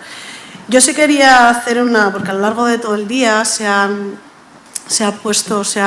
manifestado que es verdad que estamos ante una crisis, estamos en momentos muy complicados, en momentos difíciles, en momentos en que hay que reflexionar sobre qué sistema institucional nos queremos dotar. Y sí voy a preguntarles, ya que tenemos a dos consejeros de diferentes colores políticos, en cuanto a tanto la consejera como el consejero, ambos, entiendo que en el mismo sentido, cada uno desde sus posiciones, han pedido que en esta reflexión que nos tenemos que hacer todos tenga que haber un pacto en cuanto a un pacto de Estado en el nivel sociosanitario o nivel social, etcétera. Es importante la cooperación entre administraciones, creo que es un punto fundamental en este debate. Pero sí creo que en este país, en el que ya se ha dicho a lo largo de esta mañana también que es uno de los países más descentralizados del mundo y en que las diferentes comunidades autónomas pues tienen un carácter diferencial, es decir, hay asimetrías entre las comunidades autónomas, ¿qué nivel, que creo que es el punto importante, desde qué nivel se tienen que partir las diferentes comunidades autónomas para que se dote de los mismos derechos a los ciudadanos en cuanto a niveles de bienestar, en cuanto a niveles de derecho social? Yo creo que es uno de los puntos importantes en cuanto a este pacto de Estado que aquí se ha comentado. Yo creo que es el punto fundamental en dotar de un nivel mínimo para que los ciudadanos tengan los mismos derechos independientemente de en qué comunidad estén. Sí que me gustaría saber la opinión de los dos. Bueno, comienzo por contestar esta cuestión. Bueno, yo creo que en la política española, en su conjunto, yo creo que necesitamos más altura política. Yo creo que los tiempos que vivimos requieren de más altura política. Yo que llevo mucho tiempo, porque ya soy mayor, llevo mucho tiempo en la política, a veces miro atrás con nostalgia, ¿no? Porque creo que hubo momentos en los que fuimos capaces de dejar las diferencias más a un lado para ir construyendo este país desde distintos puntos de vista, pero hemos tenido épocas críticas, pero también hemos tenido épocas más espléndidas, ¿no? Y yo sí creo que la política adolece del cortoplacismo, siempre estamos metidos en un asunto que tiene que ver con lo electoral que nunca nos deja mirar más allá. Y este momento es lo suficientemente crítico como para que miremos más allá y para que pidamos en general a la política, que tampoco creo que sea una clase muy distinta de lo que es la sociedad, pero creo que sí tenemos que exigirnos a nosotros mismos mayor altura política. ¿Para qué? Para saber diferenciar en algunas cosas lo que es ese pacto de mínimos. ¿Sobre qué? Pues yo creo que lo antagónico a igualdad es desigualdad, no diferencia. Puede haber diferencias en la manera de responder a los asuntos que respeten profundamente los principios de igualdad de los ciudadanos que tienen que tener en un Estado que tenga la configuración que tenga, vocación más federal o vocación menos federal, responda a esos principios, ¿no? Lógicamente, necesitamos altura para ver eso, porque eso no es fácil de discernir con la brocha gorda. Y en la política muchas veces utilizamos, demasiadas veces, la brocha gorda y no el pincel. Y este es el momento del pincel. ¿Por qué? Porque no todas las políticas repercuten de la misma manera ni en el presente ni en el futuro. No todas las políticas son iguales. Por ejemplo, a mí me preocupan extraordinariamente las políticas que tienen que ver con la educación y que tienen que ver con la infancia. Porque es verdad que a lo mejor es fácil recortar en las políticas de infancia, de la previa, la que tiene que ver con la educación infantil, entendiendo que eso a lo mejor pues, se va resolviendo más dentro de lo que es el colchón familiar, pero las políticas que no sienten principios básicos de igualdad en nuestros niños generarán después enormes desigualdades en los jóvenes y en los adultos del futuro. Las políticas de educación, las políticas de igualdad, las políticas de conciliación, que hacen que muchísimas mujeres y hombres, pero fundamentalmente mujeres, abandonen por falta de políticas de conciliación su puesto de trabajo, tiene un coste enorme para las rentas de esa persona y para las rentas del Estado. Porque la suma final de que una persona continúe su vida laboral sin tener que romperla para atender a la conciliación son enormes ingresos en las cuentas generales de un Estado después de la vida laboral de una persona. Y esa falta de mirar las cosas con esa altura para poder también ver dentro de todo lo que se puede ajustar, que evidentemente tendremos que ajustar, el calibre de las cosas que ajustamos es lo que requiere de consenso político y requiere también de altura política. Sí, yo pondría en relación esta cuestión con la que se abordaba en la intervención anterior, ¿no? Que es la naturaleza de los derechos sociales.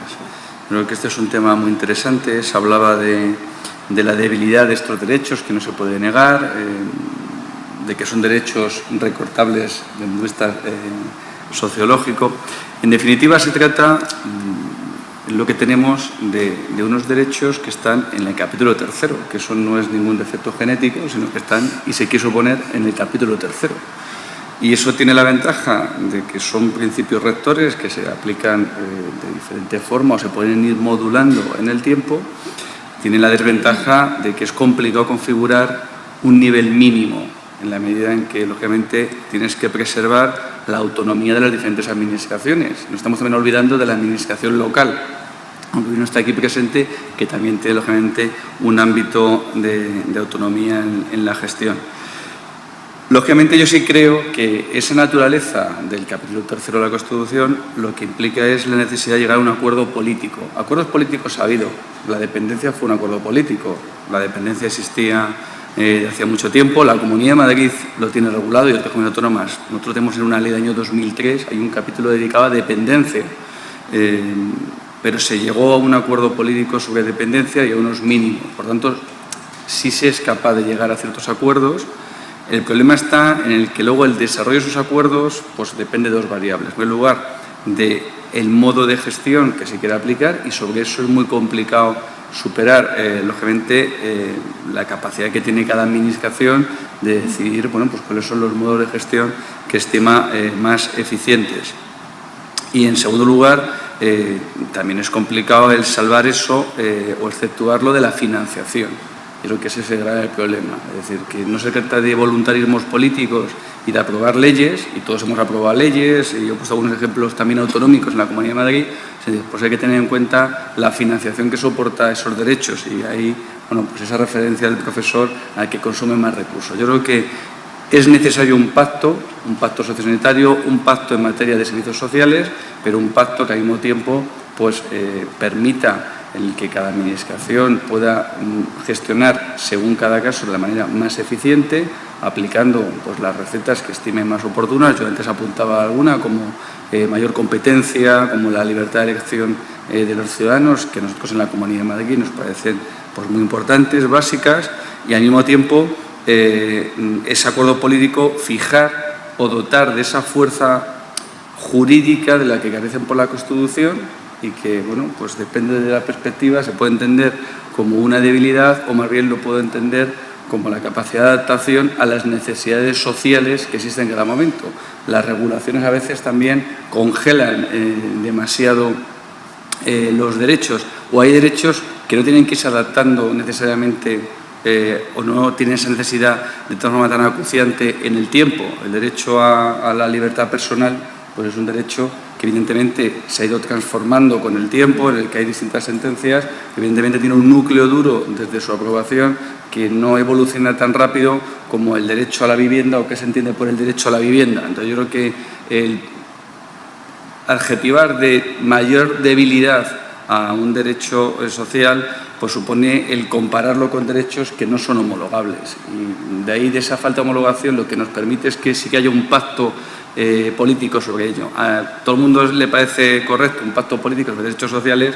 A mí no se me ocurriría hacer un pacto político sobre el derecho a la libertad personal, porque creo que ahí no existe ningún tipo de pacto. Bueno, pues es una de las ventajas que tienen los derechos sociales, ¿no? ¿Hay alguna intervención más? Sí.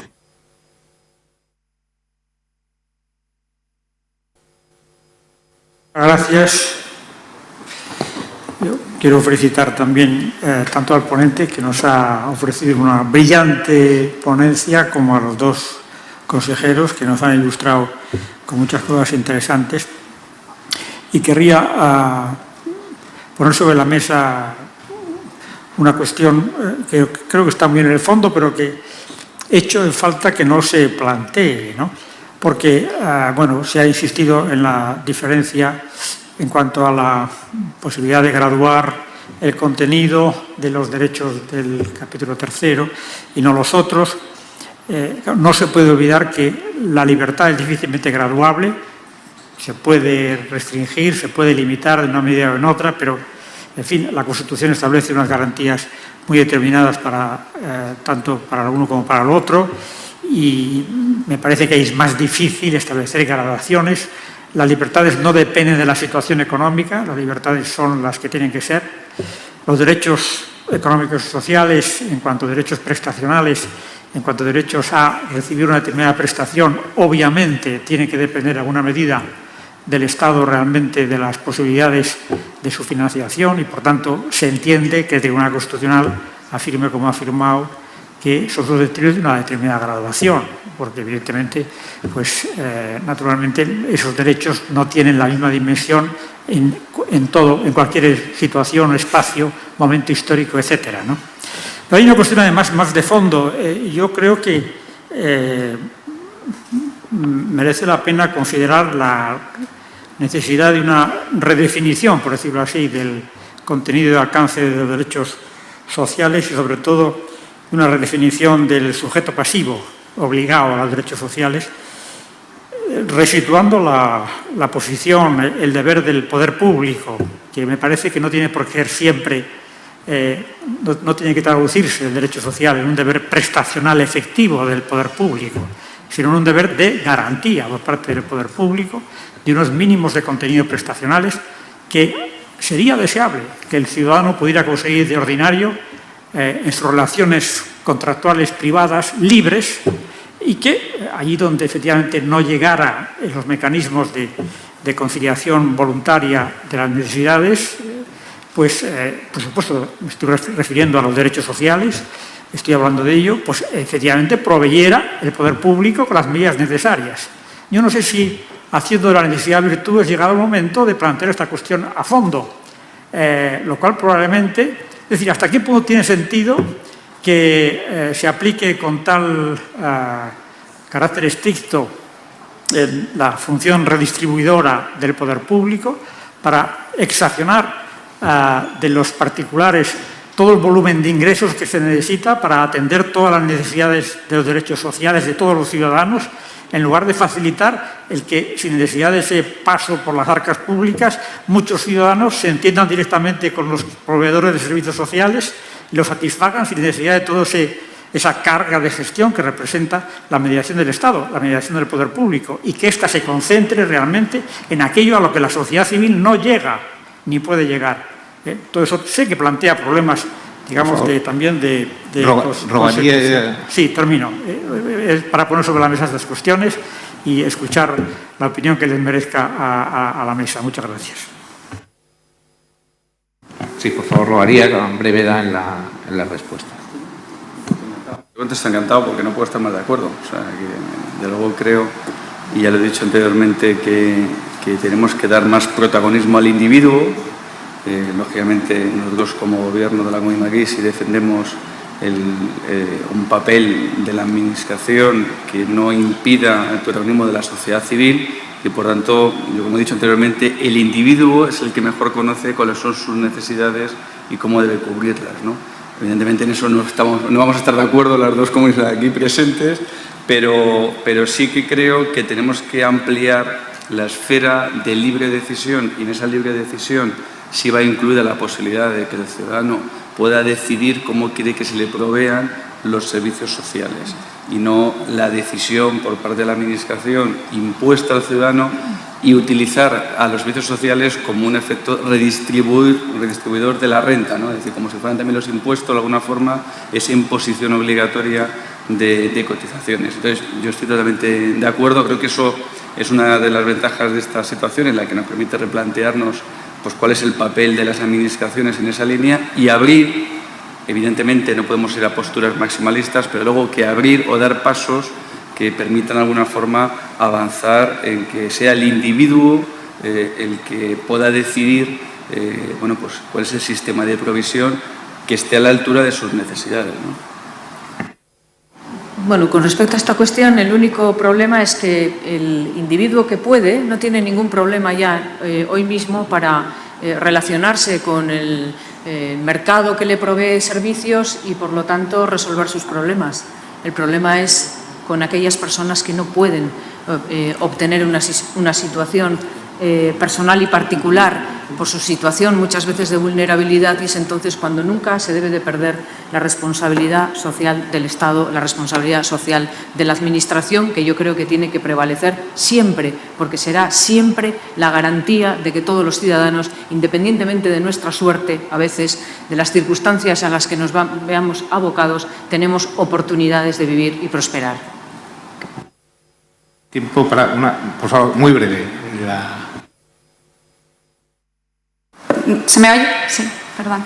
Soy Eloisa del Pino, investigadora del CSIC, y yo me dedico a estudiar el estado del bienestar en perspectiva comparada. En mi ámbito disciplinar estamos trabajando ahora para la Unión Europea en la agenda, una agenda social que es perfectamente aplicable, yo creo, en las comunidades autónomas, dentro del marco del paradigma de la inversión social. Esta agenda parte de un diagnóstico de qué nos pasa en Europa con el estado del bienestar, por ejemplo, el problema del envejecimiento, y buscar soluciones basadas en la evidencia empírica, es decir, en lo que sabemos que funciona bien en el ámbito de las políticas sociales. Y yo creo que hay algunas cosas así súper rápidas que pueden resultar interesantes, ¿no? Por ejemplo, sabemos que invertir en infancia es esencial. En España tenemos bastante bien protegidos a los mayores, pero muy mal a los niños. Y sabemos que tenemos unas tasas de pobreza infantil realmente sonrojantes. Estamos a niveles de Estonia en pobreza infantil, ¿no?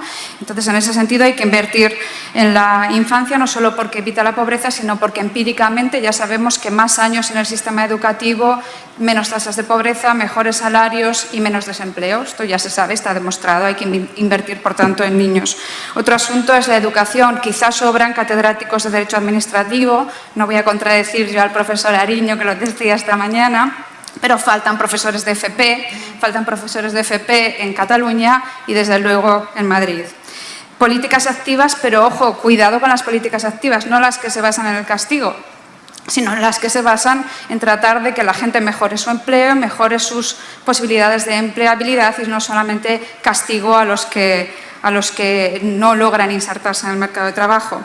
Medidas de conciliación, porque sabemos que cada euro invertido en conciliación revierte al Estado multiplicado por 10.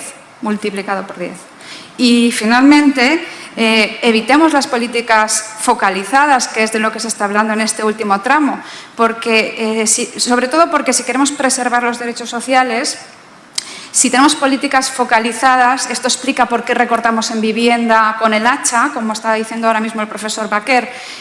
Las ayudas a la vivienda son para los más desfavorecidos y los más desfavorecidos no tienen un importante grupo que les defienda en el Parlamento, por ejemplo, ¿no?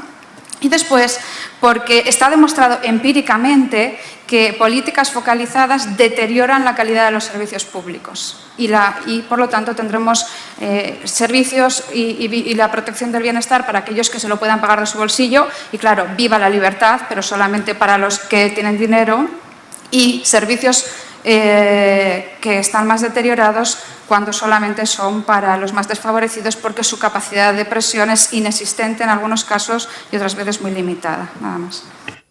Sería un último turno de intervención a los miembros de la mesa. Bueno, yo aprovecho la ocasión que nos da el moderador para intentar introducir dos matices. Uno, se ha dicho, bueno, porque son distintos, están en el capítulo tercero. Yo creo que no es del todo así, sino más bien su reclusión en el capítulo tercero los hace distintos. Es decir, la tutela judicial efectiva es un derecho de prestación, y la educación es un derecho social de prestación. Y sin embargo son derechos fundamentales, por razones que aquí no podemos desarrollar, pero podrían decir, bueno, pero es que la educación está conectada con la libertad de enseñanza. Sí, y la seguridad social, lo dice la propia Constitución, en el artículo 41, la asistencia complementaria será libre. Es decir, está conectada también con una libertad de la dimensión humana, altruista, de prestar servicios, etcétera, etcétera. Por tanto, cuidado con, yo creo, estas interpretaciones, digamos, tópicas en el sentido del topos, de utilizar el lugar en que están las cosas para sacar conclusiones. Efectivamente, lo hace el propio constituyente, porque diferencia después en función de la ubicación. Pero bueno, yo creo que eso interpretativamente se puede relativizar, que es a donde yo iba, ¿no? Y en segundo lugar, prestación o garantía. Bueno, este es un tema mayor, desde luego, muy difícil de atacar aquí tan brevemente, ¿no? Pero yo creo que hay un porqué a que este tipo de derechos se correspondan con deberes de prestación por los poderes públicos. Y de hecho es la propia Constitución la que lo exige así para la educación, que dice que habrá centros públicos, o para la seguridad social, que dice que habrá un régimen público. Y así la ha interpretado la garantía institucional de la seguridad social el Tribunal Constitucional. Respecto de los demás, no expresamente al menos, para la sanidad, los servicios sociales complementarios o la vivienda, ahí no. Entonces se podría efectivamente decir, donde no distingue la Constitución, sería más eficaz o mejor, más eficiente en las prestaciones, sustituir la prestación pública por la garantía dentro de una libertad de prestación privada o una prestación privada en competencia. Bueno, yo creo que puede que sí, pero hay que ir con mucho cuidado. Se han hecho experimentos que han sido muy nocivos. Por ejemplo, se suele citar el caso de la introducción de un cuasimercado de servicios sanitarios en el Reino Unido, que la OCDE dijo que había sido naif entender que solo por introducir la competencia dentro de un mercado regulado se acabaría ganando en eficiencia. Resulta que se produjo justamente lo contrario, ¿no? ¿Por qué creo yo que los servicios, digamos, personales o sociales lato sensu son difíciles, es difícil de sustituir en ellos prestación por garantía de la prestación y, por tanto, regulación? Pues porque es mucho más difícil que en los servicios territoriales estandarizar el contenido del derecho, regular, precisamente porque afecta a derechos de libertad. Es difícil protocolizar y regular qué es una sanidad, unos servicios sociales, cómo se aplica la empatía en los servicios sociales. Y, por tanto, ante la dificultad de estandarizar objetivamente en normas el contenido y la calidad de la prestación, hay que utilizar la potestad de organización. Por ejemplo, en educación, ante la perspectiva de que los proveedores privados todos tuvieran un sesgo ideológico y violaran la libertad del demandante del servicio, se garantiza esa libertad mediante la neutralidad de la prestación pública. Por tanto, puede ser interesante, pero con ciertas limitaciones. Tiene un porqué el que en esta familia de servicios subsista la actividad prestacional y no se sustituya por actividad de garantía o regulatoria. Lógicamente estoy a medias de acuerdo solamente porque yo sí creo que es bueno en la prestación de servicio público garantizar esa prestación. Nosotros lo estamos haciendo en el ámbito sanitario, pues hemos puesto en marcha 11 nuevos hospitales y algunos están prestados por entidades privadas y al ciudadano que va a esos hospitales no se pregunta si el que le atiende es funcionario o no es funcionario. No me refería a eso. Ya. No me refería o en a la eso. educación, por ejemplo, el hecho de que exista un centro público no es garantía de neutralidad, sino la garantía sería dejarle al individuo que pueda elegir el centro que quiera y a cambio yo garantizar a ese individuo que no tiene medios, garantizarle que pueda ir a la educación, pero eligiendo él quién quiere que le pague la prestación. Y en servicios sociales pasa lo mismo, es decir, no tengo por qué exaccionar o detraer de los recursos privados para luego yo decirle a qué residencia tiene que ir, sino que simplemente lo que yo hablo es de ampliar las esferas de decisión del individuo sobre quién le tiene que proveer el servicio público, ya sea educativo, sanitario o social, ¿no? Entonces yo creo que ahí sí hay margen de actuación, no de si tenemos que garantizar o no una prestación, que en eso sí estoy de acuerdo, que existen unas garantías que en ámbitos como sanidad o educación, desde luego, están por eso en el capítulo 2 y no en el capítulo 3, y en el que son indiscutibles, que tenemos las administraciones públicas que garantizar la asistencia sanitaria o la asistencia educativa. Sobre el modo de prestación, es sobre que yo sí entiendo que es más eficiente permitir que el individuo decida la calidad o de quién recibe esa prestación sin que eso suponga de luego pues una condena, ¿no?, a ese individuo o que suponga una mayor carga o que tenga que soportar la carga pública simultáneamente a la carga privada aunque se lo pueda pagar, ¿no? Sí, bueno, yo comparto plenamente la intervención de la profesora, es decir, comparto plenamente, hay evidencia científica de todo, es decir, los países más avanzados en Europa llevan años sacando conclusiones además, por lo tanto podemos saber casi prueba o error cuáles son las estrategias políticas que tenemos que seguir para poner a este país cuando menos cerca de la primera división en la que no hemos estado nunca, en políticas de respuesta a concretas a los derechos sociales y en políticas públicas, ¿no?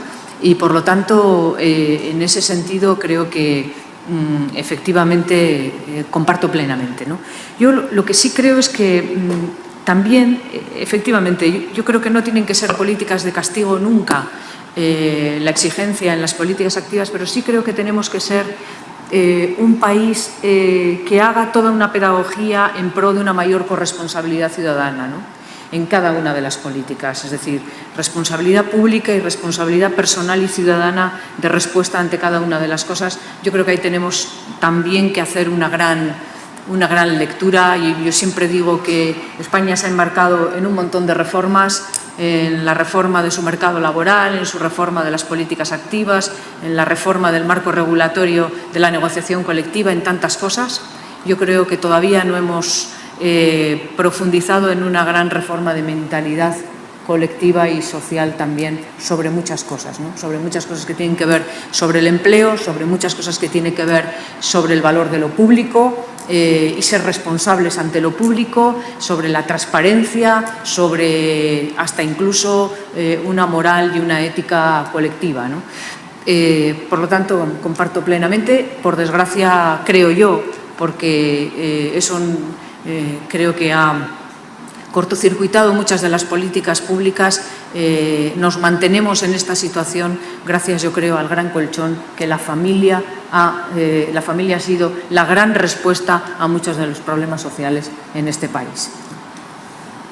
Pues no me resta nada más que agradecer muy sinceramente a los tres ponentes su concisión y el atractivo de sus reflexiones, que creo que nos permitirían seguir discutiendo, pero me temo que ya no es posible. Nada más y muchas gracias.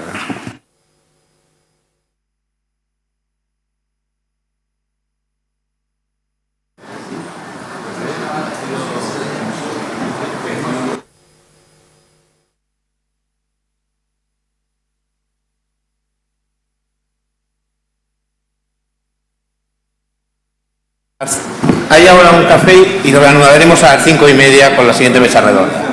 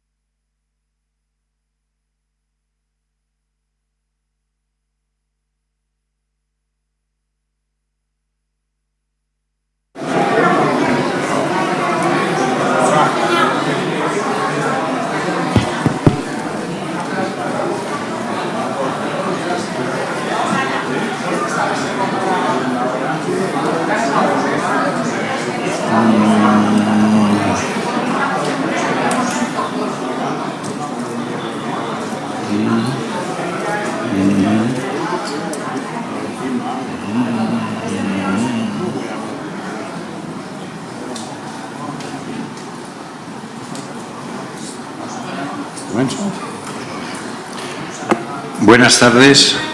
Iniciamos la tercera mesa redonda de esta jornada. El título es Valoración general, el Estado autonómico, presente y futuro.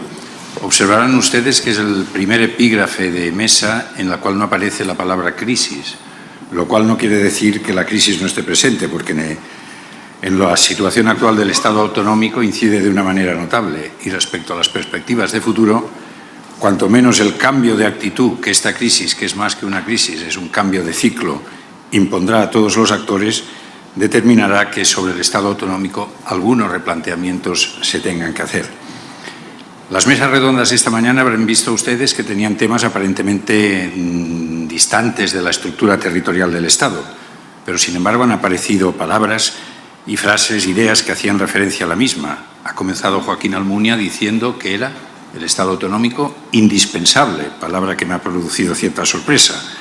Luego el profesor López Huerta ha dicho que el Estado autonómico era un Estado autonómico necesario, era un Estado autonómico asimétrico, etc. Sobre todas estas cosas nos van a hablar los ponentes que a continuación tendrán la palabra. Evidentemente no les voy a presentar, sencillamente presentarlos ante ustedes. Don Joaquín Tornos, catedrático de Derecho Administrativo de la Universidad de Barcelona. Don Santiago Muñoz Machado, catedrático de Derecho Administrativo también de la Universidad Complutense. Don Javier Parrondo Aymeric, que es director general de Coordinación de Competencias con las comunidades autónomas y con las entidades locales. Y don José Ángel Biel, que es presidente de las Cortes de Aragón. Procuraremos acomodarnos al tiempo que me ha señalado el director de la jornada, el profesor Tornos, es decir, 15 minutos cada uno de ustedes, y luego pasaremos ya a las preguntas del público. El profesor Tornos tiene la palabra. Bien, muchas gracias.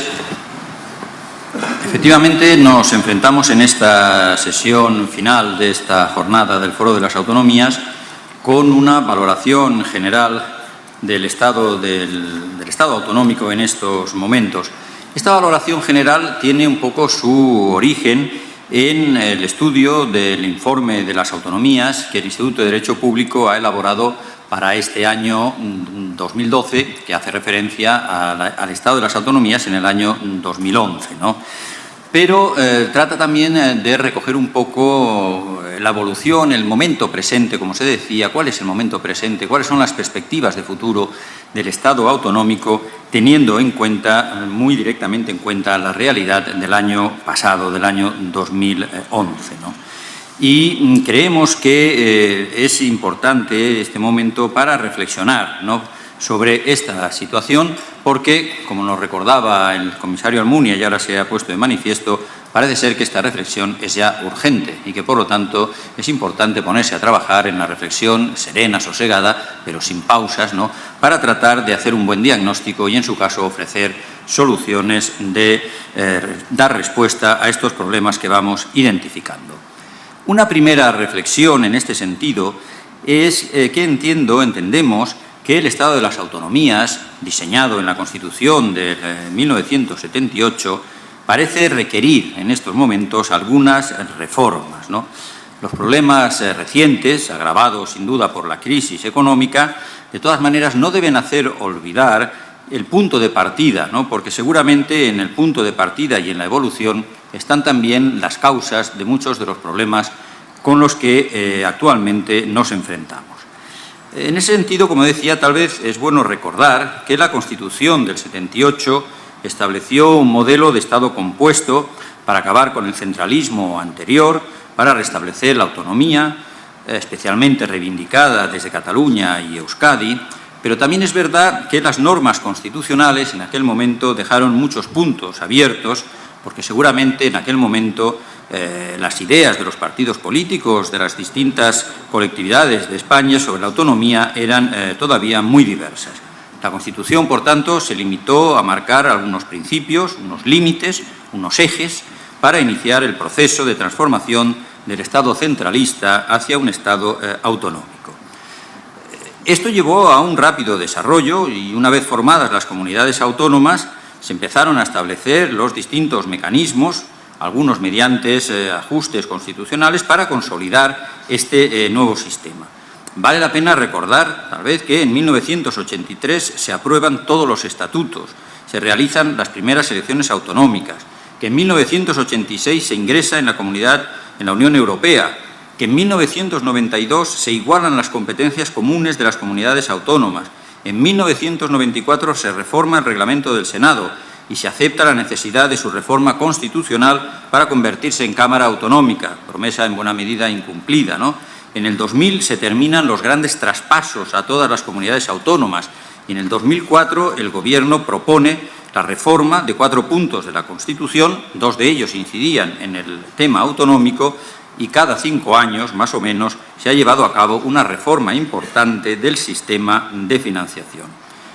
Todos estos cambios y el desarrollo del sistema autonómico ha modificado radicalmente el Estado español del que se partía, ¿no?, de manera que la regulación autonómica establecida en la Constitución del 78 ha llegado, podríamos decir, a su culminación, pero seguramente con unas normas que hoy en día requieren un nuevo replanteamiento, una nueva configuración. La situación actual es muy distinta de la situación inicial. Junto a este rápido repaso, ¿no?, de la evolución del Estado autonómico, creo que también deben destacarse, y este sería el segundo punto que quería destacar, cómo en los últimos años han habido 2 nuevos hechos que han venido a incidir de forma determinante en la constatación de la necesidad, seguramente, de un replanteamiento, al menos en algunos aspectos, de nuestro modelo de organización territorial. Un primer hecho es las reformas estatutarias que se inician en el año 2006 con la reforma del Estatuto catalán y que luego se han extendido a otras comunidades autónomas, interrumpiéndose después el proceso de reformas estatutarias, ¿no?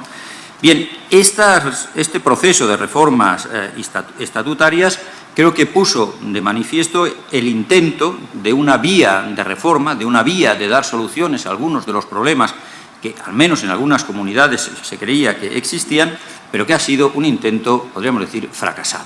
Un intento fracasado porque esa reforma hecha a impulsos de una parte del Estado de las Autonomías no ha culminado aquello que se pretendía y, por lo tanto, ha puesto de manifiesto una voluntad de la reforma, pero que a través de la vía de los estatutos de autonomía seguramente no era el camino adecuado. El Tribunal Constitucional, y no entro ahora a valorar la sentencia 31/2010 en toda su extensión, dejó claro que la tarea de desarrollar e interpretar la Constitución le pertenecía a él en exclusiva y que, por lo tanto, cualquier reforma estatutaria no alteraría la organización y la estructura del modelo territorial. El segundo elemento que ha venido a incidir de manera importante en esta evolución del Estado de las autonomías ha sido, como decía hace un momento, la crisis económica, ¿no? Es un elemento a tener también muy en cuenta, ¿no? La obligación de reducir de forma súbita y drástica los niveles de gasto e inversión ha tenido muchas consecuencias, ¿no? Y se han puesto de manifiesto ya a lo largo de esta mañana, ¿no? Se ha abierto la reflexión sobre la necesaria relectura de las formas de distribución competencial, introduciendo criterios de evaluación sobre su racionalidad, reflexión que no debe necesariamente, a mi juicio, identificarse con un proceso de recentralización, pero sí como la necesidad de evitar duplicidades, si existen, suprimir disfunciones, racionalizar el sistema. Por otro lado, el Estado, ante las imposiciones de las instituciones comunitarias y de los mercados, ha tenido que asumir un protagonismo central en la lucha contra la crisis, tratando, por tanto, de coordinar las intervenciones suyas propias con las de todas las comunidades autónomas y ha acudido de forma general al título competencial del 149.1.13 y a la figura del decreto ley para llevar a cabo la imposición de estas políticas, ¿no? Todo eso se manifiesta de manera clara también en la reforma rápida que se lleva a cabo de la Constitución, de su artículo 135, la aprobación de la Ley de Estabilidad Presupuestaria del 2012 y con una importante sentencia del Tribunal Constitucional, la 134/2011, que ya un poco a van la letra vino a reconocer una amplia competencia del Estado para coordinar la actuación de todas las comunidades autónomas cuando se trataba de incidir en los aspectos financieros que afectaban al conjunto del Estado. Bien, llegamos, por tanto, ¿no?, en este proceso, como digo, que tiene sus orígenes ya en los inicios mismos del modelo constitucional agravado con la situación actual de la crisis económica al momento presente, ¿no? Esto ha hecho que los problemas estructurales de nuestro modelo constitucional de organización territorial hayan emergido con notable fuerza, ¿no?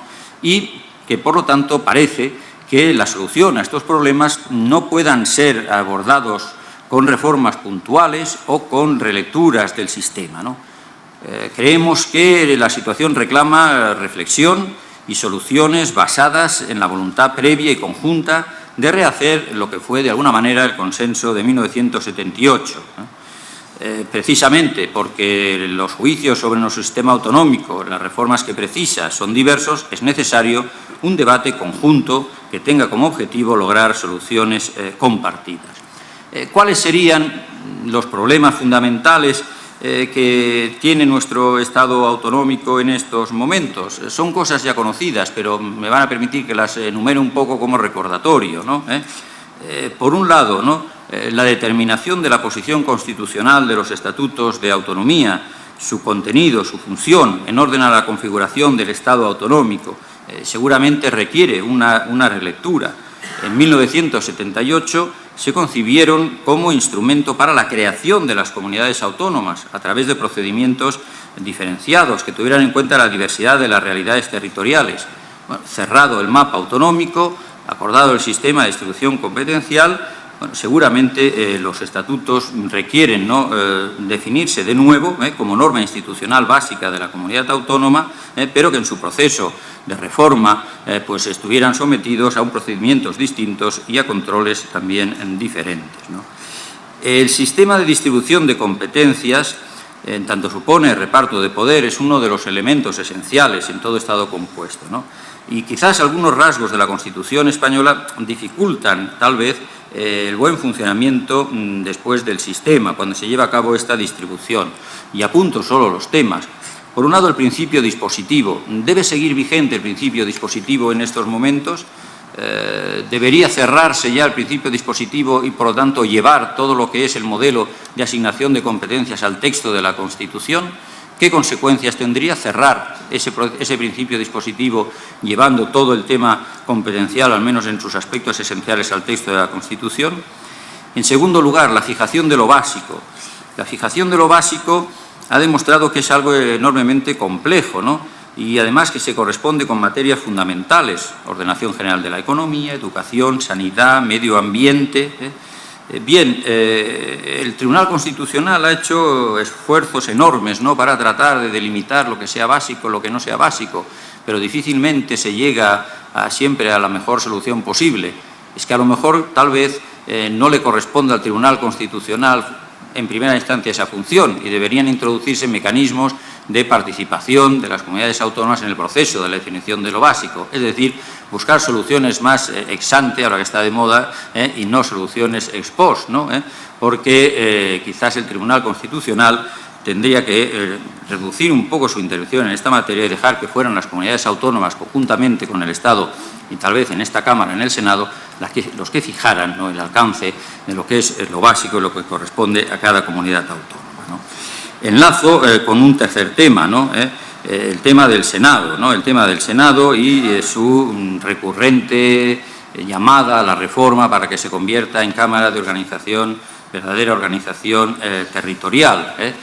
No voy a insistir en ello, pero quizás esa es una pieza fundamental que debería también adecuarse a la realidad del Estado actual, ¿no?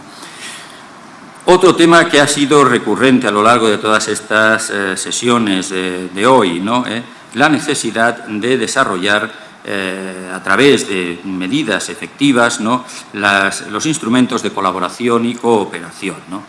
La complejidad del Estado moderno, la complejidad del sistema de asignación de competencias requiere sin duda de que después, en el momento de su ejecución, existan instrumentos eficaces que permitan la colaboración y la cooperación de todas las comunidades autónomas entre sí y de las comunidades autónomas con el Estado.